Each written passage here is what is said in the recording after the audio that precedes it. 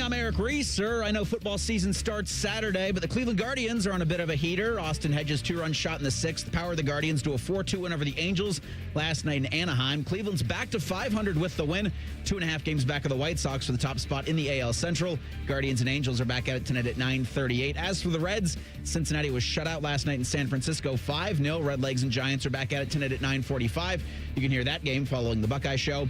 Ohio State football is 12 days out from hosting Ball State Saturday, September 5th. Week 0 in college football, like I said, begins Saturday with North Carolina and TCU in Dublin, Ireland. And the NFL preseason wraps up this week. The Browns will host the Patriots Thursday night at 8 p.m. This update is sponsored by Roosters. Roosters is giving away 12 ultimate Buckeye experiences. We're talking tickets, sideline passes, and trips to a Buckeye first-round postseason game. Register today and every day at roosterswings.com. Your morning just got more interesting. Distilled and barrel-picked for your listening pleasure. Bo Bishop, a local sports media legend. What William T. Sherman was to the Union Army, he is to Northern College football.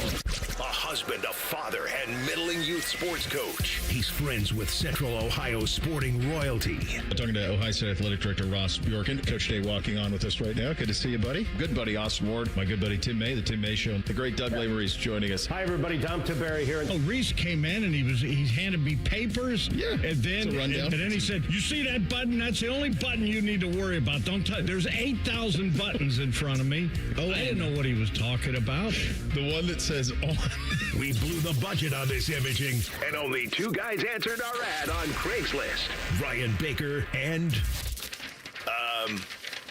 Eric Reeser. Act accordingly. You're now listening to Bishop and Friends. Bishop and Friends is sponsored by Diamond Seller, your true jeweler for over 75 years. All right, let's do it live on a Tuesday edition of the program. Bo and the boys back and better than ever. Completely whole. Baked back today.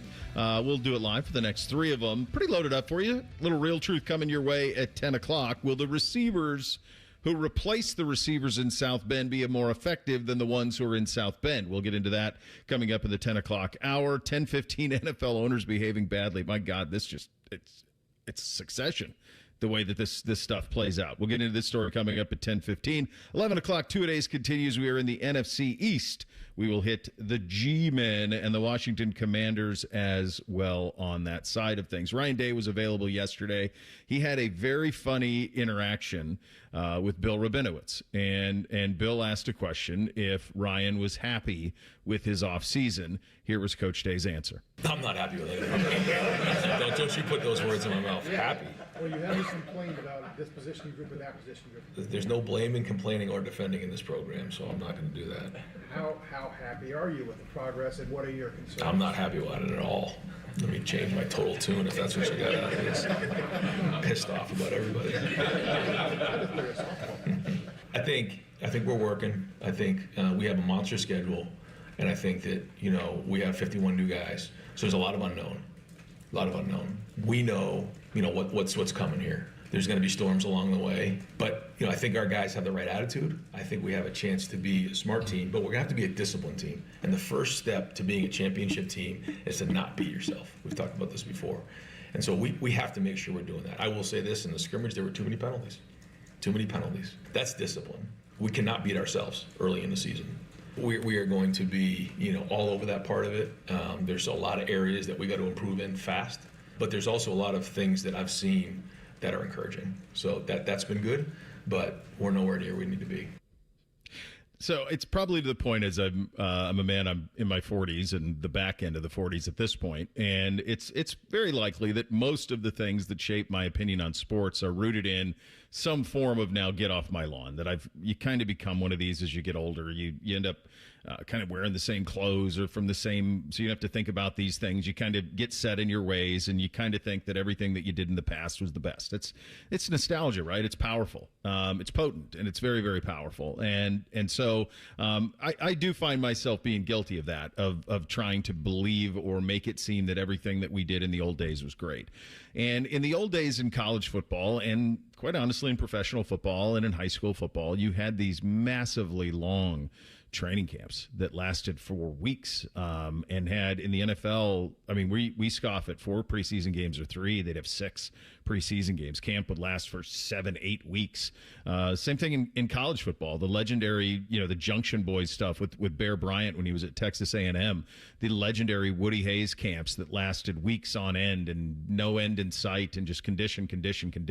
Same thing in high school. I mean, I remember being, when I first got to South Georgia 25 years ago and was covering some of those powerhouse programs in South Georgia on the high school side of things, and they would start practice in like second week of July. They'd start going, and they'd have jamborees the first week of August, and then their season would start. It wouldn't end until the week before Christmas. It was basically half the year they were playing football in the state of Georgia. I think the difference, though, is, and this is the opposite of the normal thinking that I have, most of these kids are in great shape. And I think that goes for the most part, high school kids, certainly high school kids and high school programs that take it very seriously. It absolutely applies to Ohio State football players. Like, Ryan Day doesn't have to get these guys in shape. They never get out of shape. The body doesn't ever rest. They train year round. There's all off season. It goes right into it. They have 10 days off all summer. Like, they've been doing this on their own nonstop. And it's probably even more so in the National Football League, where you talk to guys who played. I remember talking to Doug Deacon about this with the Browns, and they had to make ends meet in the offseason. There were carpenters. They do handyman work. Deke has told these great stories about how he would go to, like, Canton and play, like, the police, like the Canton police in basketball for, like, money. Like, they would do stuff like that to, like, make ends meet and make appearances and things to do in the offseason. They weren't training nonstop. They weren't having summer workouts in Miami for 2 weeks. They weren't doing all of these things. There's a long way of just saying that we are currently in a very big dog days of summer from a football perspective, both college and pro. Ohio State's been at it for 3 weeks. They have the rest of this week and another week before they actually play a game. Like, quite honestly, this feels like this should be game week, but they have all of this week and all of next before they play Ball State. You think about it from the NFL side of things. Yesterday, the Browns obviously made the decision, Todd Monken did, to go with Deshaun Watson as quarterback, and you say, well, does he have time to get enough reps to be ready? My God, he's got 3 full weeks to get ready. He's got an entire training camp to get ready. They don't play until, September 12th? It might be time to rethink some of the amount of time that these guys spend in camps. It might be time to just kind of acknowledge that you don't need, in the NFL especially, I think it's more of an NFL problem than it is a college problem, honestly, guys. You don't certainly need 3 preseason games. Nobody knows what to do with them. The idea that you're going to play a preseason game on Thursday, and, for example, we're the flagship of the Browns. You're going to play a preseason game Thursday up in Cleveland against the Patriots. Neither Mike Vrabel nor Todd Monken is going to play a single person who is going to start. They very likely won't play a single person who is going to be in the 2 deep on either team.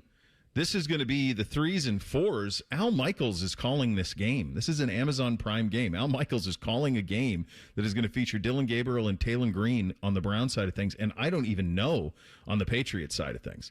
We don't know what to do with our hands. That's where we are with all of this practice. It's too damn much. And I think what Ryan was saying yesterday is sometimes you have to make, and maybe he's a football coach, he's always worried about everything, but I think sometimes you have to create chaos or issues that aren't there in order to keep guys kind of locked in, because this all just gets so long and we're all just waiting for football that, quite honestly, should start already. As long as Ryan doesn't do the thing like Urban did, which just make up fake quotes, I think you'll figure it out. I do think with the calendar, and there has been discussion about having less spring ball, more early summer, late spring ball. So you move it to May, June. Yeah. Again, this will all happen, in my opinion, once they expand the college football playoff. I think the calendar then gets a rework. Right now, you're kind of stuck in whatever's going on is how it's formatted, how it's formulated to work against common sense. When the playoff goes to 14, 16, 20, 24 teams, then I do think you get a reworked schedule to where you're pushing games, you're pushing week 0 earlier in August, which I do think will allow for more flexibility with what is training camp now and then to what is spring ball. I just think those will be naturally occurring corrections once you've obviously added more games to this slate. And so I think that the ripple effect will obviously happen with college football.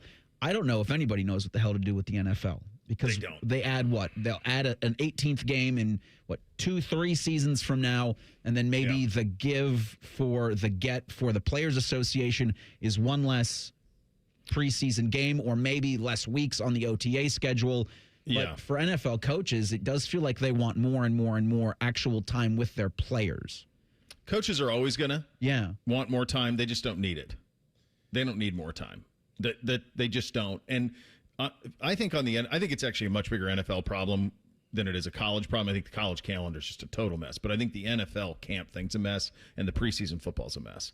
And to me, go to 18 games, go one preseason game that's basically just a make the roster game, and go from there. Have a couple joint practices where you can see where your guys are. That's really all you need. Like, no one's playing these preseason games, Bake. I mean, this is supposed to, in the old days, the third preseason game was the dress rehearsal game. And nobody knows what to do. And I'm totally on the opposite end of most with that. I think you need preseason games. I think there's very few times in practice where you're tackling and you're bringing guys to the ground. And I understand the risk of injury, and these guys are making a lot of money and all that. But I think, like, the only way you get better at tackling is do it. And we all complain about, gosh, tackling sucks in football now. Or we complain about some of these games when they matter early on being real sloppy.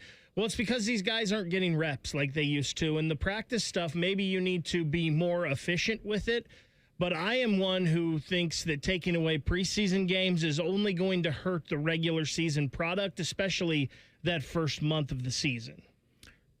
Maybe, but if you look at the teams that win Super Bowls, a ton of them recently play none of their veterans in the preseason.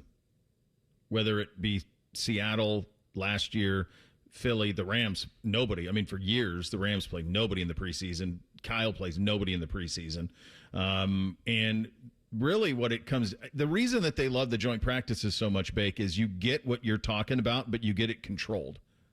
So you get hitting, you get to see where you're at, but you get control of it. In other words, you don't get put quarterbacks in harm's way. You have quick whistles on running backs, like those type of things. And really what it's a battle of attrition. Like, how can we get to a place healthy and whatever that can be? And you just sense the frustration. You can sense it. When Todd Monken said that yesterday, we got 3 weeks, I thought, my God, they do. They have 3 full more weeks.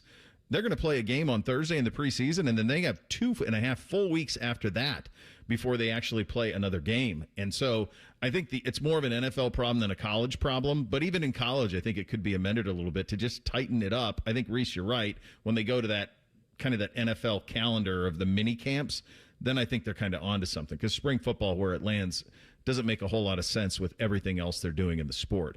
Ryan Day with some candid thoughts about not being happy with his roster. Some very candid thoughts on his wide receiver room in that depth. Speaking of thoughts on the wide receiver room, Jeremiah Smith on a newcomer to that room. We'll have that for you coming up next as well. We're off and running. Bishop and Friends right here on The Fan. A lot of hosts have been on our airways in the past 30 years. Some good, some bad, some really bad.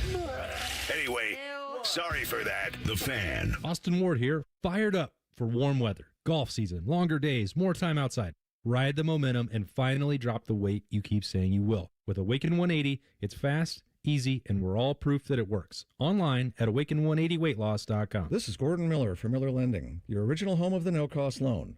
When it comes time to buy or refinance your home, there's 3 basic rules you need to know. Rule number 1, never ask your lender if they need to call your employer to make sure you still work there. Quitting the week of closing was not cool, Bob. Number 2, never call from jail and say you're going to be running a little late for closing. Again, not cool, Bob. And finally, the one thing Bob did right, never ever pay closing costs.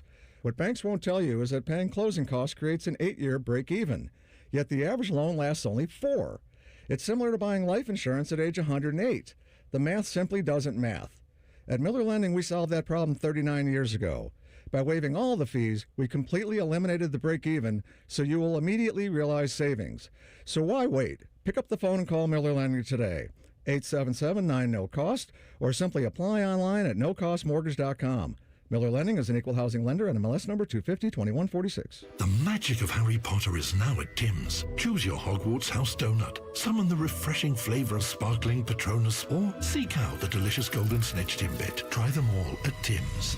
At participating US restaurants while supplies last. Common Man and Timmy here for our friends at Hollywood Casino Columbus. Mikey, there's so much fun this month. It's just fantastic. We've got Sun-Kissed Summer Saturday drawings where you can win up to $500 in pen cash, plus all-you-can-eat crab legs still going on. You mean the Canadian snow crab legs, corn on the cob, and Hawaiian rolls every Tuesday? Of course. Plus the last Saturday in the month, play the Queen's Gamble for a chance to win up to $5,000 in pen cash. 5,000? Must be 21 to enter. Gambling problem? Call 1-800-589-9966. Kick off football season behind the wheel of a 2026 Toyota Tundra from Germain Toyota of Columbus. Right now, get $299 APR financing for up to 72 months on the rugged Tundra. Don't miss your chance to score big. Visit Germain Toyota of Columbus just off I-70 and Bryce Road or online at germaintoyota.net. Football season is here. Make sure your internet is ready. Kinetic's 100% fiber gives you the fast, reliable connection to enjoy live football on YouTube TV and watch up to 4 live games at once with Multiview. Check real-time stats and catch more big plays without missing a snap.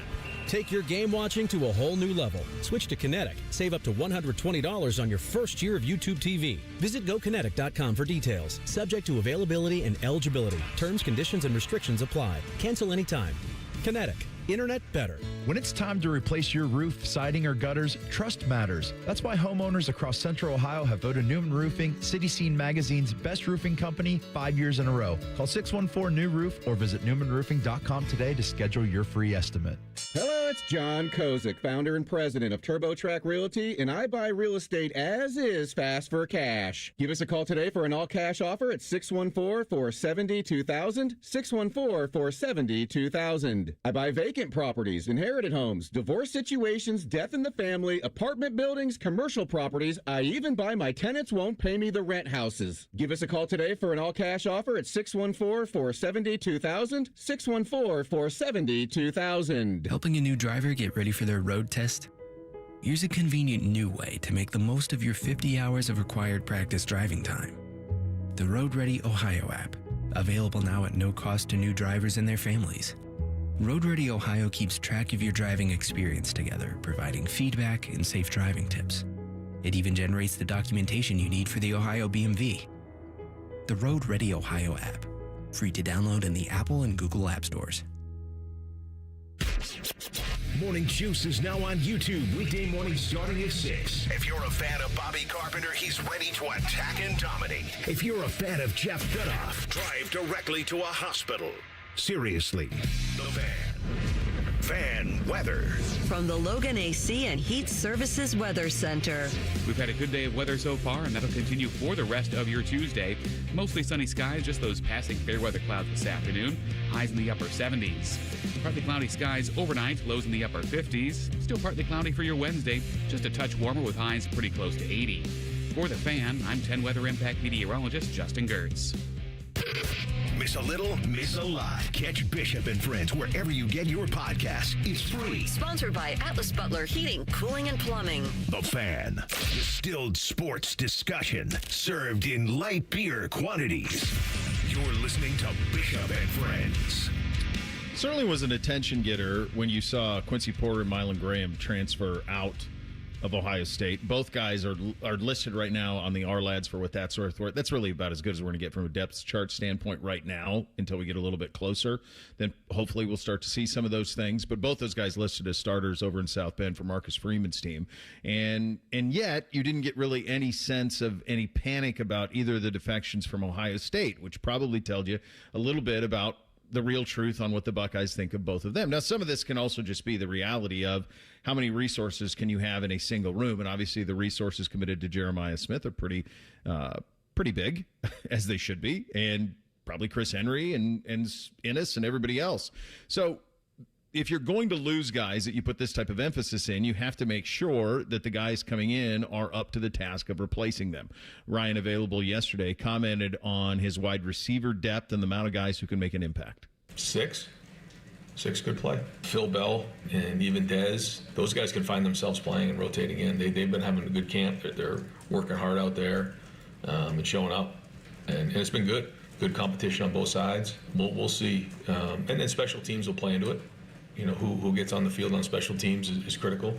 We've always said that, you know, if it's a tie, it's going to go to the guy who plays on special teams. Our depth, again, at wide receiver is way better than it was last year, in my opinion. There's a lot of guys you'll see play this season. 6, is that the real truth? That would be a departure from what Brian had done when he was the wide receivers coach. I mean, if you're going to be critical of Brian Hartline of anything while he was here, I would say a fair criticism, and it's hard because he was probably the best in the business when he was here and as good as anybody's ever coached a wide receiver room, was his just unwillingness to play depth. And basically what would happen is your top 2 or 3, and in the old days it was kind of okay because guys would be patient for a year and then play, but like, you know, Jamison Williams is a great example of this, that he kind of waited his turn and then got impatient and ended up going to Alabama. So I do think that is a fair criticism of the way Brian ran the room back. Is it an unwillingness to play depth on Brian Hartline's part, or as we talked about with the linebacker room this year for Ohio State, last year you weren't taking Sonny or Arvell off the field? And in the last few years, like Marvin Harrison, let's not forget, couldn't get on the field as a freshman. But who were you taking off? You weren't taking Chris Olave, Garrett Wilson, or Jackson Smith and Jigba off the field. And then after that, you weren't taking Marv or Emeka off the field. Last year, you weren't taking Jeremiah or Carnell off the field. And this is what I wonder about with the 6 when we get into the season. Is it going to be the same thing, especially if Ohio State, and I have to see it to change my mind on it, just because there's been a track record the last 2 years of Ohio State trying to slow games down and less plays. And when we get into the season, is it advantageous, no matter how good Brock Boyd is, to take Chris Henry Jr. off the field? Because we know Jeremiah is not coming off the field. Yeah, and probably Brandon not much either. Reese, this goes to one of you and I's favorite soapboxes, right? We want to see the backups run the full complement of the offense. So if you just keep playing football with backups up big in some of these games, like Ball State, just keep playing football. Kent State as well.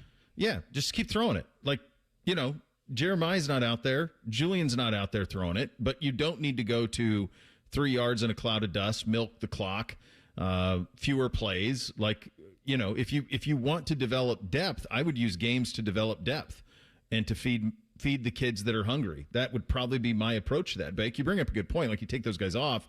No, you don't. But you can sprinkle some guys in during the course of the game. And if you're going to play 6, then you're going to have to play. And if you're going to play 6 and they're going to actually play receiver, well, then you're going to have to run the full complement of the offense. And quite honestly, depending on what happens with Julian, I mean, I think we're operating this year under the kind of the pretense that Julian's going to play this year and go to the NFL, right? I mean, that's where I am. I'm not wishing it, but you guys don't think he's right. I mean, am I off on that? Unless things go horribly wrong. I don't see Julian saying back. No. As I think he's going to be a first round pick, because I don't see things going horribly wrong, quite frankly, for this team. No. So I guess I'm going to that might be an interesting thing, just to see where the fan base is on it. Like, where are you with Julian? Do you anticipate this is the last year of Julian Sayin at Ohio State, or do you think that he'll play a third season?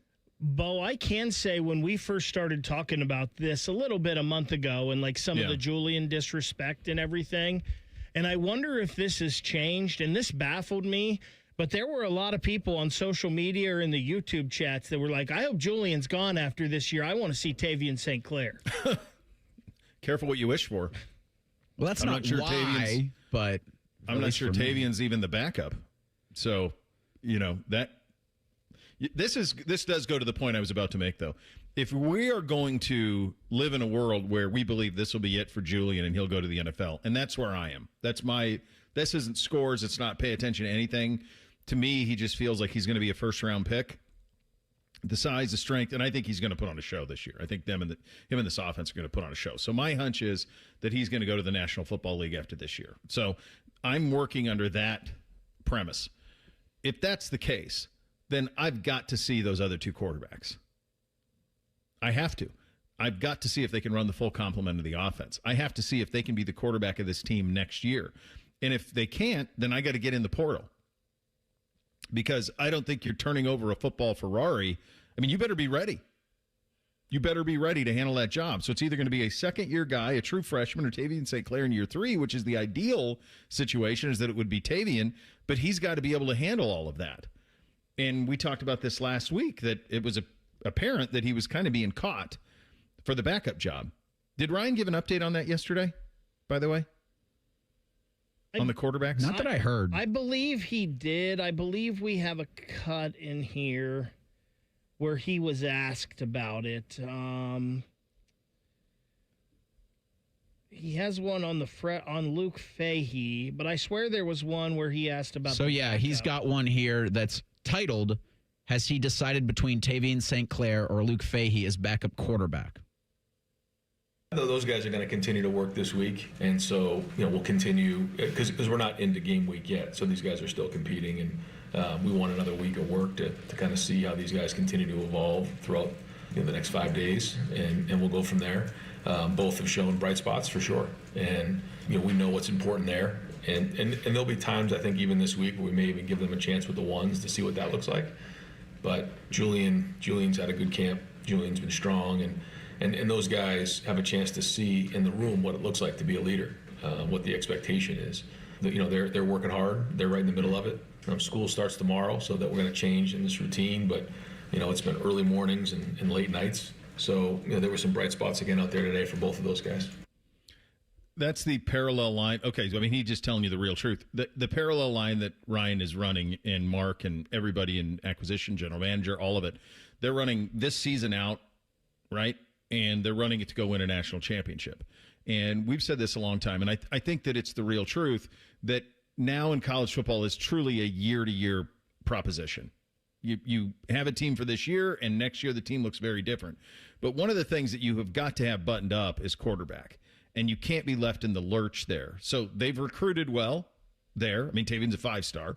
They've developed Tavian. Is he ready to go as a backup, i.e., is he ready to be the starter next year if Julian goes to the NFL? If you have any doubt about that, if there's any, then Fahey's in the mix, and then potentially you're going to have to go to the portal.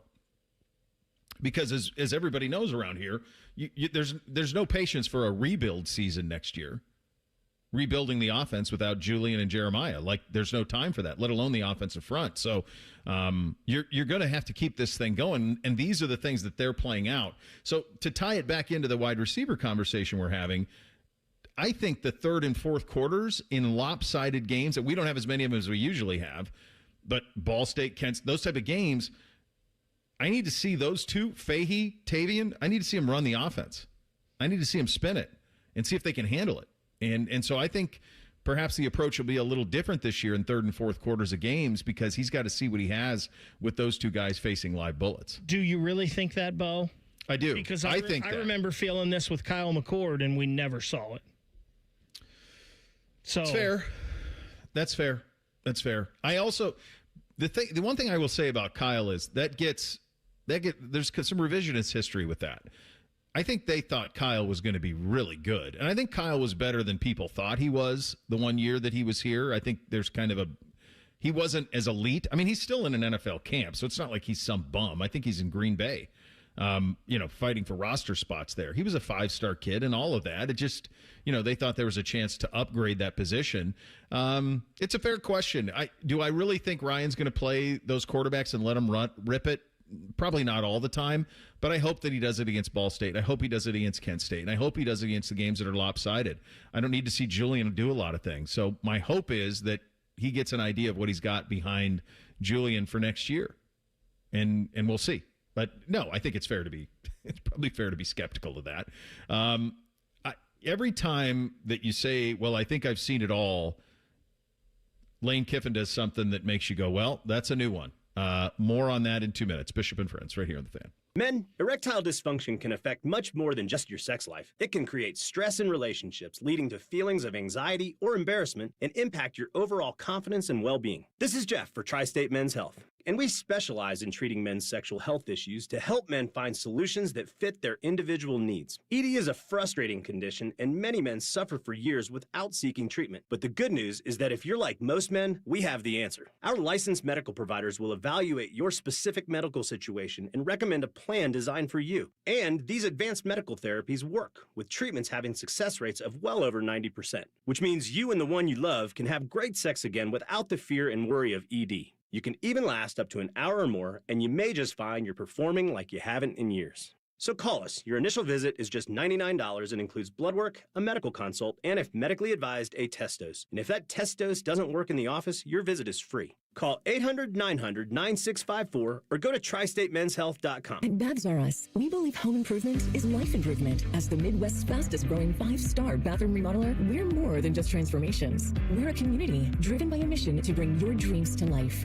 Our installation team, part of the Babs R Us community, isn't just skilled. They're dedicated to respecting your home. Each day, they bring craftsmanship and hustle, turning your dream space, no matter the size, into reality. Together, we embrace a culture that values diversity, collaboration, and giving back. From supporting local projects to fostering a workplace where every voice is valued. Babs R Us is more than a company. It's a community of experts. We're also expanding locations to create more possibilities for homeowners across the Midwest. Wherever you are, you'll find us ready to turn your dreams into something you can see, feel, and enjoy every day. Right now, get $1,500 off a shower or tub replacement or $3,000 off a full bathroom remodel. Plus, low to no monthly payments. Call 380-225-BAB to schedule your free estimate or go to BabsRUs.com. Babs R Us, where dreams soak in.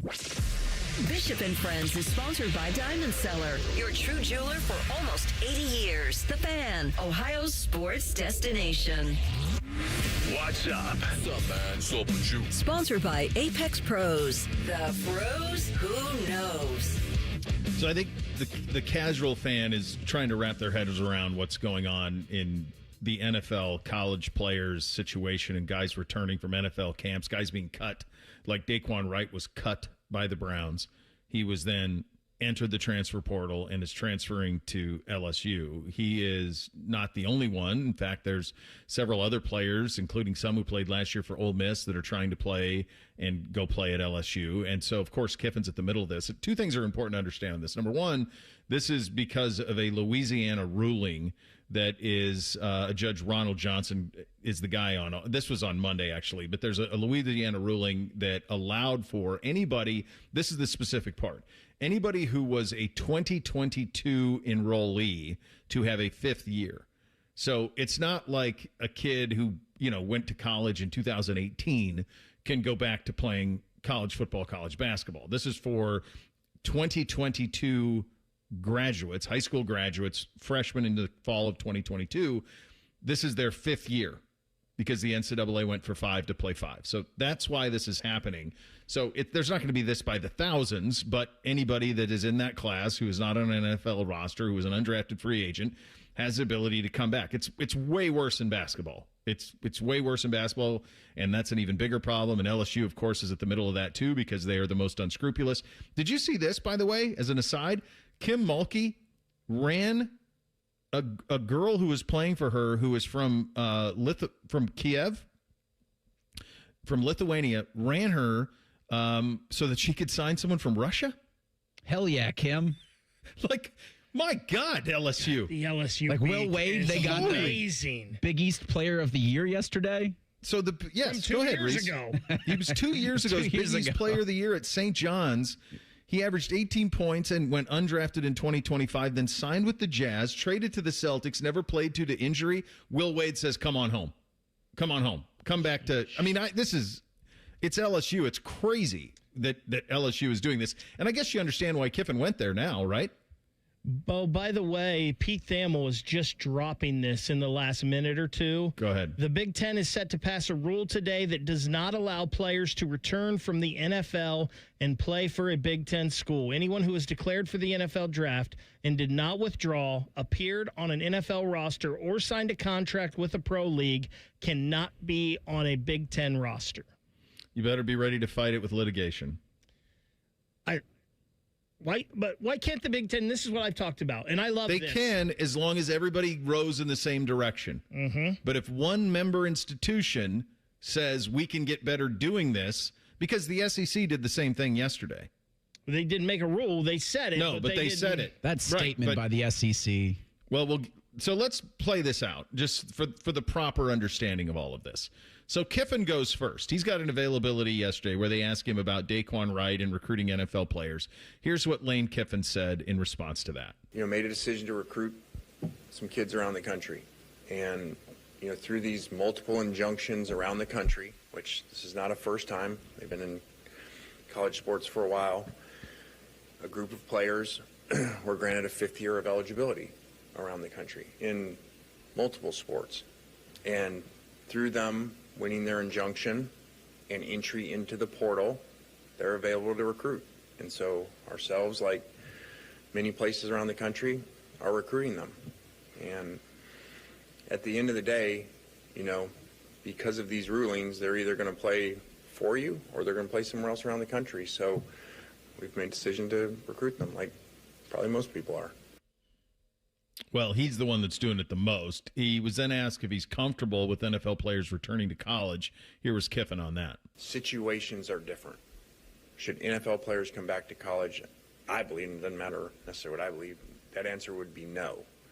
I think every circumstance should be looked at differently. This is a very unique circumstance. The judge found that these players should have been told and should have known that they were going to be eligible for a fifth year, which every player moving forward, every athlete moving forward in all sports has. And so they should have known that in December when they were making decisions. Had they known that, they would have stayed. They had no eligibility. So this is not many other circumstances that have been discussed over the years about professionals coming back. They did not know they had a year. Since then, the judge has said, you do have a year. And so because of that, this is a different situation in that where they're just going back to play. They're wanting to go back to play the year that they've been granted. So as he's describing all of that, and everything he says there, by the way, is accurate, and that's what I was trying to table with the idea of it's a very narrow scope. As he's talking there, guys, you know what jumped out to me? This is going to be a way bigger problem in the NBA and college hoops. How many college basketball players played 1 year and fizzled? You could have guys who played, class of 22 guys who played 1 year, 2 year that claim they have 3 years of eligibility left.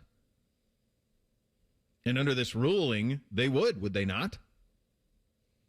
Technically, yes. What a massive can of worms that is on the basketball side. Football, it's not quite as bad because, you have to play 3. You can't go to the NFL unless you at least play 3. So there probably won't be too many of these in football. You mentioned Pete Thamel with the Big Ten ruling.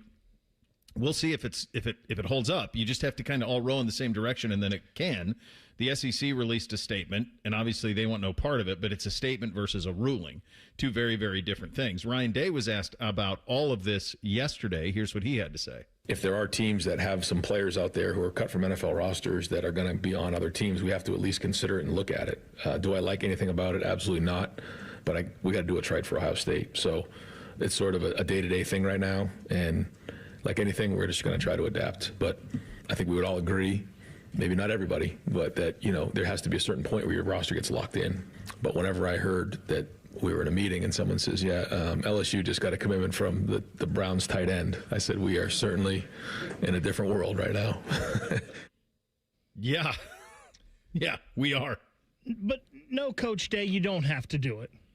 You can put your foot down and say no. Ohio State's going to be fine if LSU has a couple NFL guys on their roster or someone else. Now, could it cost them a national championship in the end this year or next year? Who knows? But you don't have to do it.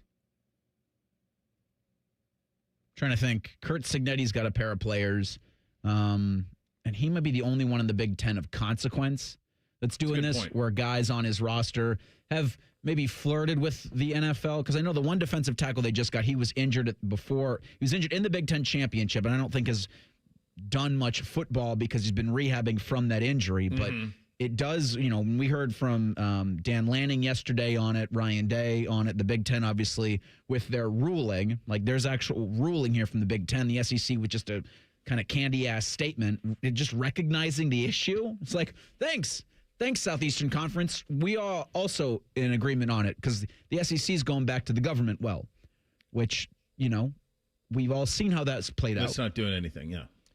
Reese, do you know that the two Indiana guys, had either one of them been in an NFL camp? So that's what I'm looking at now. I think they both had been. Had they been in camps? They had been in camps, both of them. So then is the Big Ten willing to then go to the defending national champions and say those guys are ineligible to play in Big Ten football? That's what, if you're going to put this out, then you got to have Cignetti comply. And I don't know if anybody else in the Big Ten, my hunch is Oregon's snooping around this. This would be up there, right up their alley.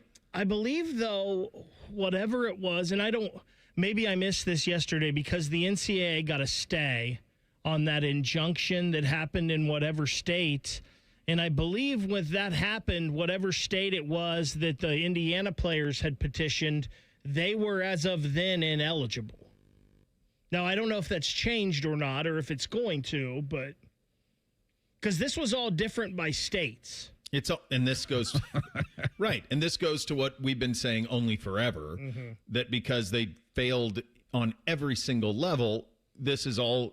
They're at the mercy of these independent states. Like this judge in Louisiana, Judge Ronald Johnson in Louisiana, who granted the St. John's player an injunction to play this season at LSU. What are we doing?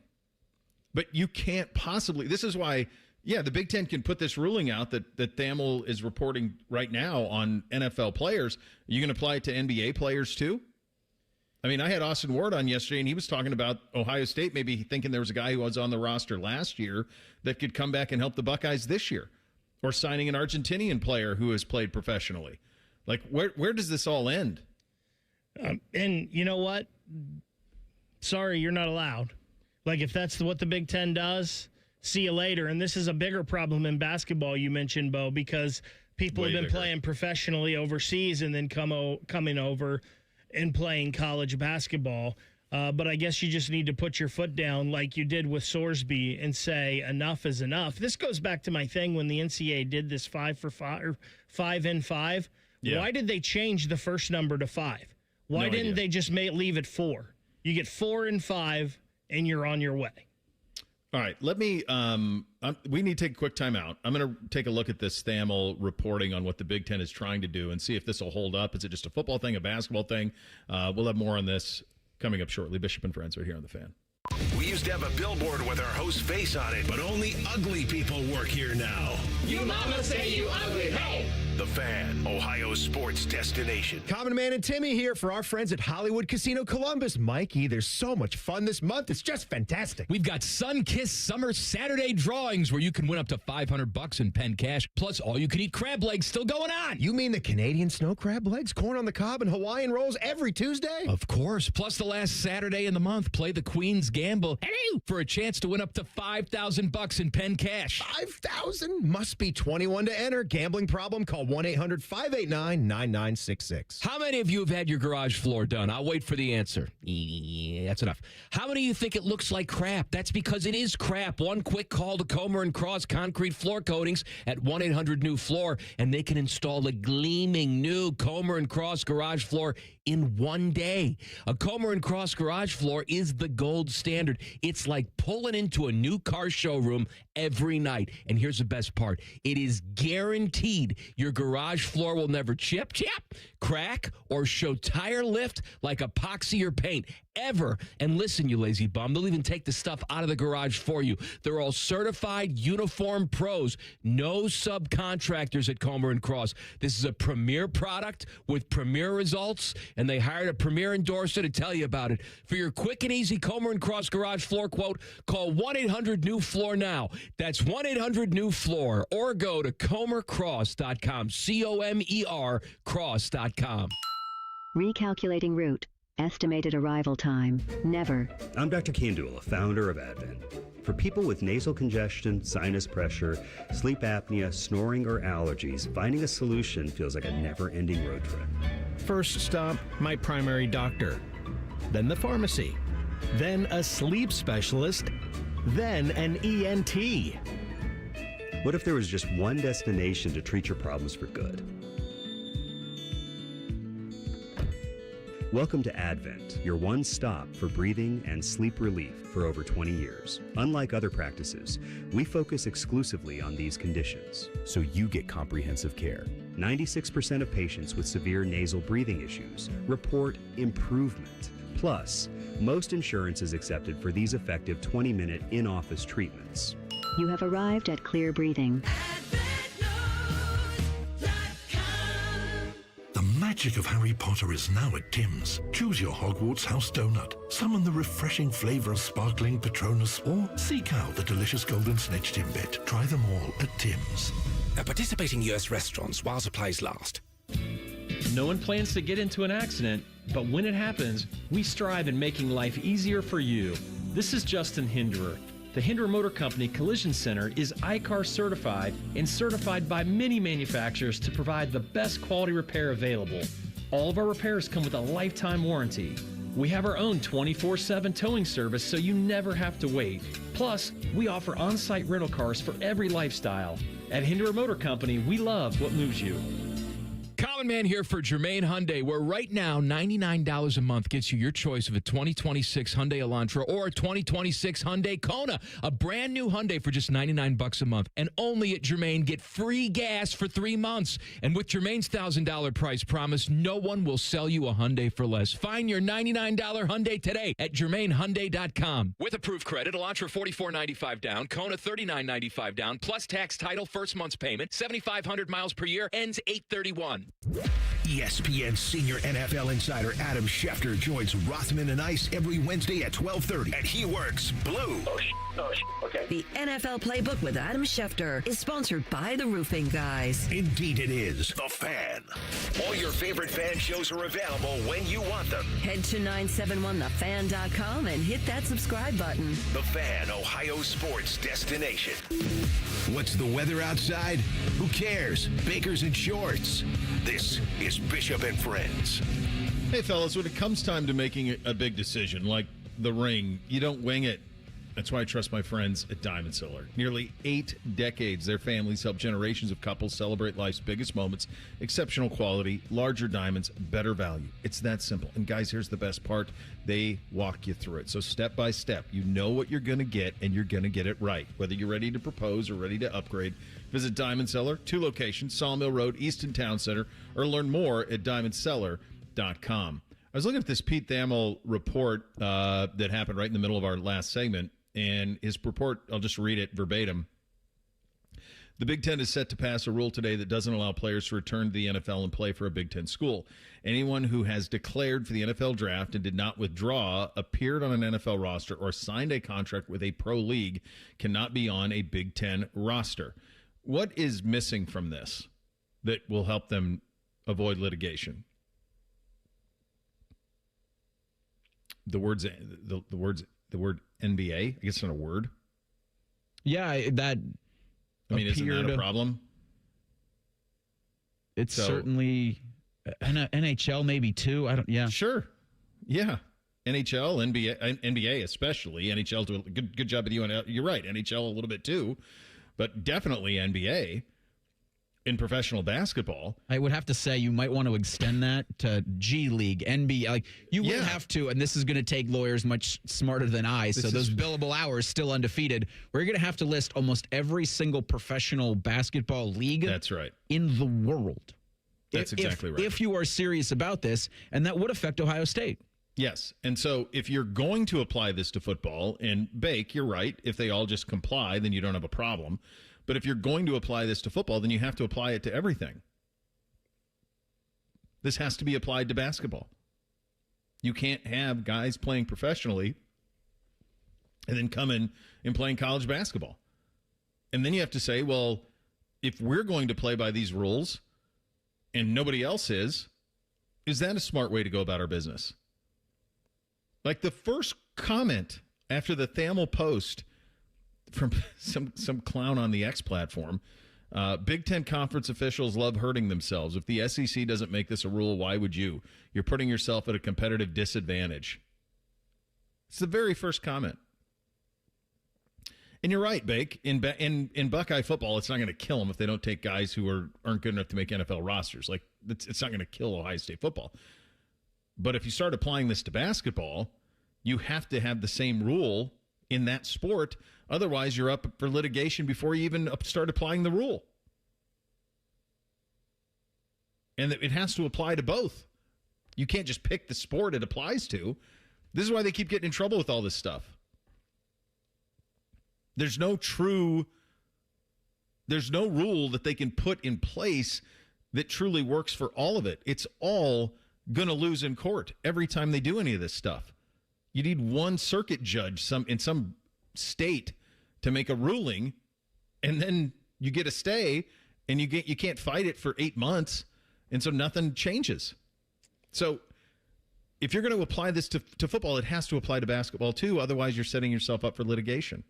Well, I heard somebody talking about this the other day. I can't remember who it was, but how can these guys enter the transfer portal if they're not enrolled at a school? Don't you have to be enrolled at a university to be in the transfer portal? We did this. That's an offshoot of when Carson Beck said he hasn't gone to school in years. And we said, don't you have to be in school to represent a school? Don't you have to be a full-time student, even if it's grad school? Like, don't you have? I mean, I don't know. I'm asking. I mean, Lenora Sellers admitted to just doing an internship at a golf course. Yeah, and look, they do a lot with that summer semester, right? You know, used to go home in the summer. Like, they'll act like they load up in the summer and the spring and go light course load in the fall. They've been doing that for 20 years. But this is a little bit different. Like, yeah, you're right. Like, in order to be in the transfer portal, you'd think you'd have to be a student. But I would also say if you're going to play in the national championship, you should have to be a student. And I don't know if Carson Beck was a student at the University of Miami. I know he represented the school. I know he has a degree. But was he an active student? How many classes do you have to take to be an active student? And is that different for a graduate student? Like, right. How many classes? I guess that's something we'd have to look up with the NCAA. I'm sure there's some minimum amount of classes, even if you've already graduated, you have to be taking. But imagine like that conversation at UMiami. Like, listen, Carson's got a degree. We're going to have him for 2 years. We got to come up with some sort of grad program that minimum amount of classes that we can keep him in. How many do we need? I just, 2. Can we get him 2 classes a year? That'll do it. Like, what's the minimum threshold that you have to be eligible to play collegiately? The really reality of this is they actually showed this summer with Brendan Sorsby that if they all band together for the good of it, they can prevent stuff. But they're all too damn self-serving and greedy to actually do it. But it's there. They have a blueprint. I mean, remember, the judge ruled in Sorsby's favor. Ruled in Texas Tech's favor. It was the conference that said, yeah, we're not having it. It was other conferences that said, yeah, we're not going to play him. And that was because he bet on games. This is eligibility stuff. They could all band together and actually do this. All it would take is just Sankey calling the athletic director at LSU and just saying, hey, man, we're not having this. And if LSU couldn't do it and Ole Miss, then if you just got them all to row in the same direction at the Power 2 level, then what's left? Like, what impact would some of these guys have if they sign with Georgia Tech? These guys are a difference maker because they're difference makers who are going to contending teams. The difference between LSU a week ago and LSU now, they're better. They're bringing back an all-SEC guy from last year at Ole Miss. I mean, I saw firsthand the guy who was with the Browns, the tight end. Pretty good. He's an impressive human. Like, he's going to help them. They're better. And so if you're playing them in the playoff and they have 5-6 guys who were in the NFL draft, that's a big differentiator. You put those 5 or 6 guys, you spread them around to the ACC and Big 12 teams, it's probably a little bit different. So the Big 10 and the SEC are going to have to lead on this, and they're going to have to row in the same direction. The Big 10 tried. We'll see if it holds water, and we'll see if it applies to the NBA and EuroLeague and everything else. Those are the questions that they're going to be pressed with. We'll hit the real truth of the second hour coming up next. Bishop and Friends, right here on The Fan. The Buckeyes are ranked #1, so let's talk about them. Endless Buckeye conversation awaits you on your home for Ohio State athletics. The Fan. Hey, what's up? It's T-Bone. Tired of snoring? Sleep Better Columbus can help with a custom mouthpiece that opens your airway and stops the snoring. No mask, no noise. Call 1-800-MORE-SLEEP or visit sleepbettercolumbus.com today. Stop snoring, sleep better, live better. Introducing UDF's new Ice Cream Quakes flavors for summer. Get a sugar rush with cotton candy crackle. Try something crunchy and creamy with peanuts and caramel corn. Feel a chili lime kick with mango chili tango. Or go for a summer favorite with peachy cobbler. UDF Summer Ice Cream Quakes. Only at United Dairy Farmers for a limited time. He opens his toolbox before he opens his wallet and believes you can fix anything with 20 minutes and some pride. He's Mr. DIY. And when he needs metal, he goes to metal supermarkets. Artists, hobbyists, machine shops, maintenance professionals, and welders all count on metal supermarkets for over 8,000 metal products, shapes, and grades. If it's metal, they've got it or can get it for you. Cut to any size and ready fast. Visit the family-owned franchise on North Wilson Road or Columbus at metalsupermarkets.com.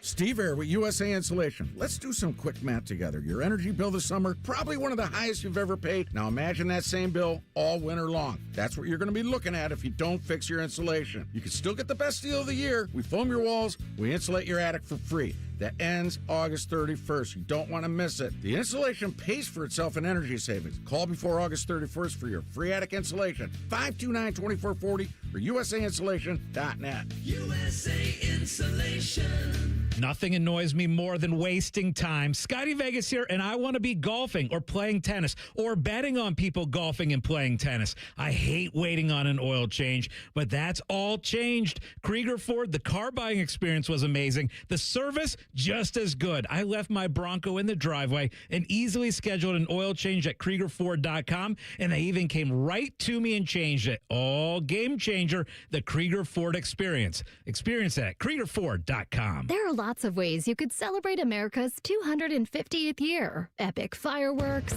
adopting your own bald eagle, treating your coworkers to a very special rendition of the Star-Spangled Banner. Or you could just go to America250ohio.org, where you'll find tons of cool events in counties all over Ohio that celebrate America and the big role our state played in its history. Start your celebration at America250ohio.org. Sponsored by the Ohio History Connection, aired by the OAB and this station. I'm Leslie from Pella Columbus. And I'm Wilson from that other window place, here with a happy customer. Wilson's trying very hard. Thanks, Mom. I mean, Margaret. Wilson, is this your mom? Yes. Mom. Wilson, your mom should like your windows. Oh, I wouldn't know. We actually have Pella windows. Mom! They've really lowered our energy bills. I'm going to go wait in the car. Get the windows that homeowners rated the leading window brand in Columbus at PellaColumbus.com. Get your day started with T-Bone and Tybus weekday mornings from 6 to 9 here on The Fan. You think that a radio lifer and a national title winner wouldn't have much in common, but you'd be wrong. They're both girthy, they both love football, and they both get racially profiled for completely different reasons. It's like driving to work with your friends, except these friends give away tickets to things and talk to all the important people in town. Your actual friends are probably a bunch of losers. Well, anyway, listen to T-Bone and Tybus live on The Fan app, and wherever you get your podcasts. Every year, summer ends and the kids go back to school.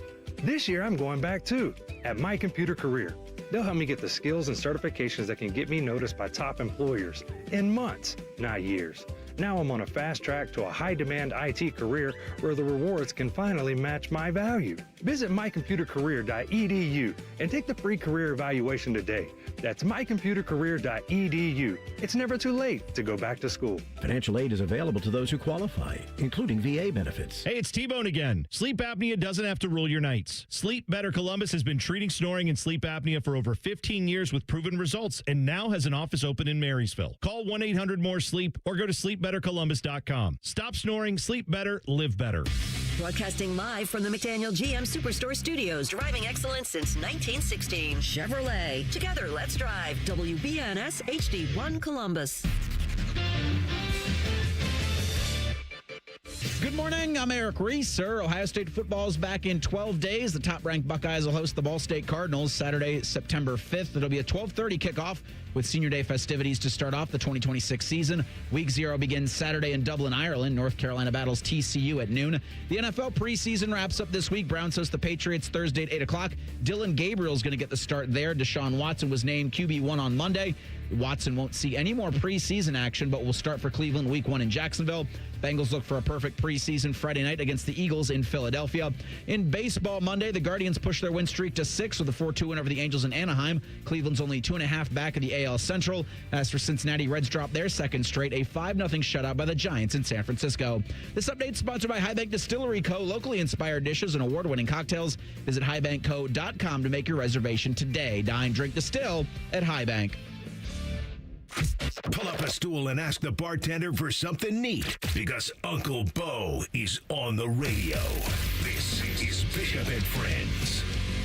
All right, before we get to the real truth, it looks like the SEC, according to Ross Dellinger, is trying to do something as well. Bake, did you see this? Yeah, so he basically said that they're about to release a statement to their schools and ADs to not accept former pro players, and that this is under the threat of penalty, whether it be fine, suspension, forfeiture of games, something like that. Somebody said this is Greg Sankey's Brennan Sorsby moment here. Yeah, I mean, it's going to need to be. We'll see if he's got the juice for it and see if LSU – it's really one school. He just needs LSU to comply. That's it. Well, you don't need them to. You can just, if they use those guys, it's an eligible player and they forfeit the game.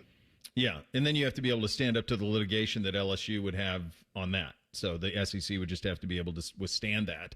And LSU's got very deep pockets right now, thanks to all the Raisin Canes you guys all eat, in large part. Let's hit the real truth. Go ahead, fellas. Bishop and Friends present The Real Truth. Sponsored by Diamond Seller, your true jeweler for almost 80 years. Chris Henry Jr. and Brock Boyd will have more receiving yards at Ohio State this season than Quincy Porter and Mylan Graham will have at Notre Dame. Is that the real truth? I think it's going to be close, but I don't think it will be the real truth because neither Chris Henry nor Brock Boyd is going to be the number one option at Ohio State. It's possible that one of them ends up being the number two by the time we get to the midway point end part of the season. But at the beginning of the season, there's just a little too much depth, and I think obviously the Jeremiah part of it, and then Brandon's going to get a lot of touches too. So I think it's just going to be about opportunity, whereas at Notre Dame, it feels to me like Porter and Graham are going to be near the top of the intended target list. So I don't think it's the real truth, but the reason I wanted to talk about this was I do think that the buzz, and we didn't get a chance to play it, but we can play it later in the week, the buzz around Brock Boyd appears to be very, very real, and Chris Henry as well. It was a lot of Devin McCune conversation when the practices that we were at, and Bake, you were on this with Henry. Like, I'll believe that when I see it. It looks like those two guys are going to have a big, big impact. I just don't know if they'll get enough targets to match what Porter and Graham will do at Notre Dame. So combined, I don't believe this is the real truth, but I do think Chris Henry Jr. has more than either Mylan Graham or Quincy Porter. I think Quincy Porter will probably be pretty good at Notre Dame, and he'll probably have a pretty big year this year and end up being their number one wide receiver. Yeah. I don't know how Mylan Graham is going to do there, but I think Quincy Porter will probably be pretty good if he can stay healthy. Mm-hmm. But I think Chris Henry Jr. is going to be the unquestioned number two on this Ohio State team, in the fact that he never comes off the field. You may see Devin McCune come in, but I think it'll be for Brandon Ennis. I don't think it'll be at the expense of Chris Henry Jr., especially as the year goes on. But I think Chris Henry Jr. has a better year than either of those two individually, but combined, I don't see Ohio State really playing more than three wide receivers, quite frankly, because they haven't in the past however many handful of years. So I just don't know how much production Brock Boyd's going to have as a true freshman. So let's stay on the Henry thing for a second. What would be, like, if he ends up being wide receiver 2, if that's the way that this inevitably plays out, that he ends up being wide receiver 2, that would be the spot that Carnell Tate was in last year. Carnell Tate last year at Ohio State, pulling it up, getting it there. That's a lot to expect, first-round pick. Carnell Tate last year at Ohio State was 51 for 875. And missed a couple games. He did. I mean, he ended up missing like a month is what it ended up being, I think, right? Is that what it kind of ended up by the time we were done with it? Let's see. Let me pull up his game log. All right. He was there. He basically missed the entire month of November. He played against Penn State, and he didn't play again until the Michigan game. So he missed 3 games and 51 for 875. So to me, 51 for 875 playing every game would be a monster first year for Chris Henry. That's a big year for a freshman. So, but that's probably what it's going to take just from an opportunity standpoint. And so then the question is, do you think Quincy Porter can have 1,000 yards at Notre Dame. Do you think he'll end up being their number one? That's really what it'll come down to if you have that conversation. And he may be, but they have 3 or 4 pretty good wide receivers over there. Like Jaden Greathouse is not in there, our lads, as a starter, but he's an experienced receiver and really good. And I could see Notre Dame playing 4, 5, 6 receivers a lot more than Ohio State does. Yeah, I think that's fair. Be interesting to track this one. But one other thing for Chris Henry Jr., too, and again, I don't know how this is all going to play out, and I think Ohio State really likes their tight ends. They don't have a Max Clare, though. They don't have 43 and 450 yards coming from the tight end spot this year. No, that's true. We'll go from the wide receiver spot to the running back spot. A little edit on the fly. Only one Ohio State running back will eclipse 1,000 yards rushing this season. Is that the real truth? Yes. Yes, that is the real truth. I think what would also be an interesting way to phrase this, and I almost think like when it comes with statistics like this, we should look at a 12-game, because if you go 17, then it's... I remember Eddie being kind of a little salty with Zeke breaking his record for single season rushing. He's like, man, the guy played 15 games. Like, what are you talking about? So I think like we almost have to do like a games thing. I think what would be interesting is if you ask the question, will any Ohio State running back have 1,000 yards through the Michigan game? I still think it's yes. I think Bo Jackson will have 1,000, but I am curious to see how they kind of split up and divvy up those carries. I like the way you just worded that, Bo. And I don't think that's the case, because I think this is going to be a true timeshare in the backfield. And I think you're going to have probably through the Michigan game, I think you're going to have Bo Jackson and Isaiah West both like in the 700 to 900 yard range, because I think they're going to use them both that equally. Could be. All right, let's do a little bit of hockey here since Bake's back in the saddle. Adam Fantilli will go into Blue Jackets training camp without a contract extension. Is that the real truth?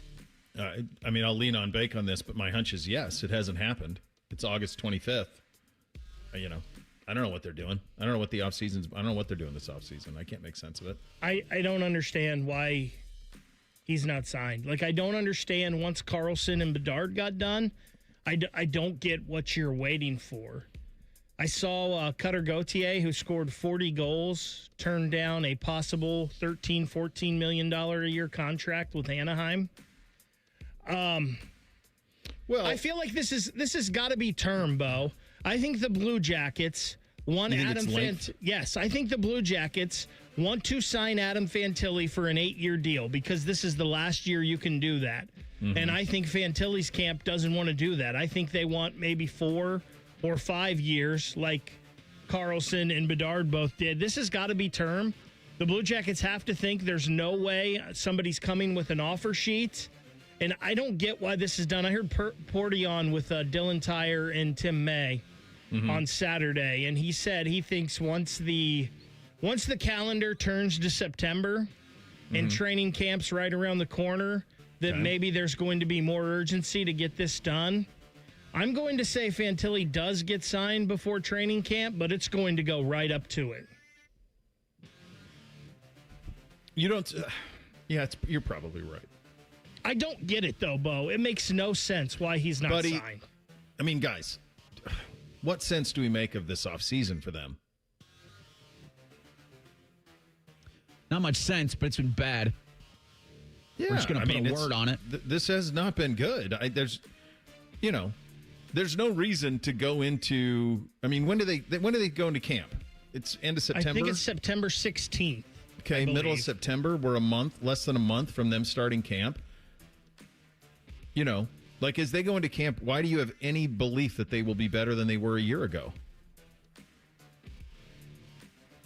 Like, what would make you believe they're anything other than chasing the 8, which is kind of where they've been? You got to believe, I guess, that Adam Fantilli takes another step, that Kent Johnson and Dmitry Voronkov rebound, that Valerie Nichushkin is that much better than Mason Marchman. But there's there was nothing that was done this summer. Yes, you're right. Correct. To lead you to go, oh, they're serious. They didn't.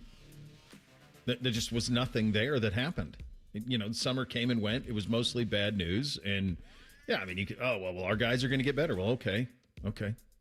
Well, you're not building towards – there's nothing here that leads you to believe, like, in the next 3 to 5 years, this is a Stanley Cup contender. So, what are we doing? I'm going to put you guys on the spot here as the NFL is unveiling each team their rivalries uniforms. Okay. Alternate uniforms in the NFL should only be throwbacks. Is that the real truth? I don't know that it's all the way the real truth, but I just looked at this Detroit one, and they look like the Carolina Panthers. I mean, they have a blue helmet that's like a really bright blue. Like, this is the only one that I've seen so far. Bears look like Illinois. Okay, so the Detroit Lions one looks like they look just like the Carolina Panthers home uniforms is what they look like to me. They got a black stripe. They've got a bright blue with like a black, I think the Lions black. It just looks like Carolina's, I'm sure it's not black. I'm sure it's like gunmetal or some nonsense, but like it's might as well be. Detroit looks like the Carolina Panthers. What do the Bears have? Oh, geez. So kind of blue, like orange helmets. Weird blue, orange helmet, orange pant. What did the Vikings do? The Jaguars look awful. Jaguars have the teal helmet. Oh, my God. The Jaguars Vikings look bad. Awful. It's like a soft gold. Tennessee is like a... What in the hell is Tennessee? Well, they brought back the Navy, I guess. Maybe I don't mind Tennessee's. Well, the one that I'm curious about is Houston. I'm pulling Houston's up right now. Oh, so they did get to use So Houston's is kind of the Oilers. This will be their most popular uniform. It's an all-white one, but it does have the H-Town blue in it. So that one I can get with Green Bay's. Green Bay's looks pretty nice. Look at Jacksonville. That's brutal. Oh, my God. I didn't see the Ravens yet. What did the Ravens do? What are we doing? Too much. Too much, man. Reese, to answer your question, Judas Priest. I don't think that's the real truth because eventually you've got to get other cool jerseys, and some of them hit. Like I said, I think Green Bay's is pretty good here, but feels like more misses than hits on all of these. If you're going to give me every single year 32 teams are going to do alternates in some form or fashion, 30 of those are going to be bad. So I think Houston's is going to be the most. Green Bay's is pretty good. The Lions is terrible. Jacksonville's is terrible. Minnesota, those all are great uniforms. If you don't look like the team you're supposed to be, like if you're not easily identified, then I have a hard time helping you. All right, let me see. I haven't seen Ravens. And so many of them have a long explanation as to what they're going for. And I don't know if NFL teams realize just the attention span of the fan base in general is not that long to read your 3-paragraph explainer. Gosh, the Jacksonville. So I don't see the Ravens one. Is so bad. It all reeks of TLDR, bro. Okay. Yeah. I don't see a Baltimore one. I think I've seen everybody else. The Vikings one is a disaster. Oof.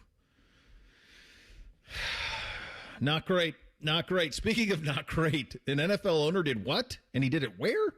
We'll get to that coming up next. Bishop and Friends right here on The Fan. Where can you listen to the number 1 ranked Ohio State Buckeyes? On Columbus's number 1 station. Your home of the Buckeyes, The Fan.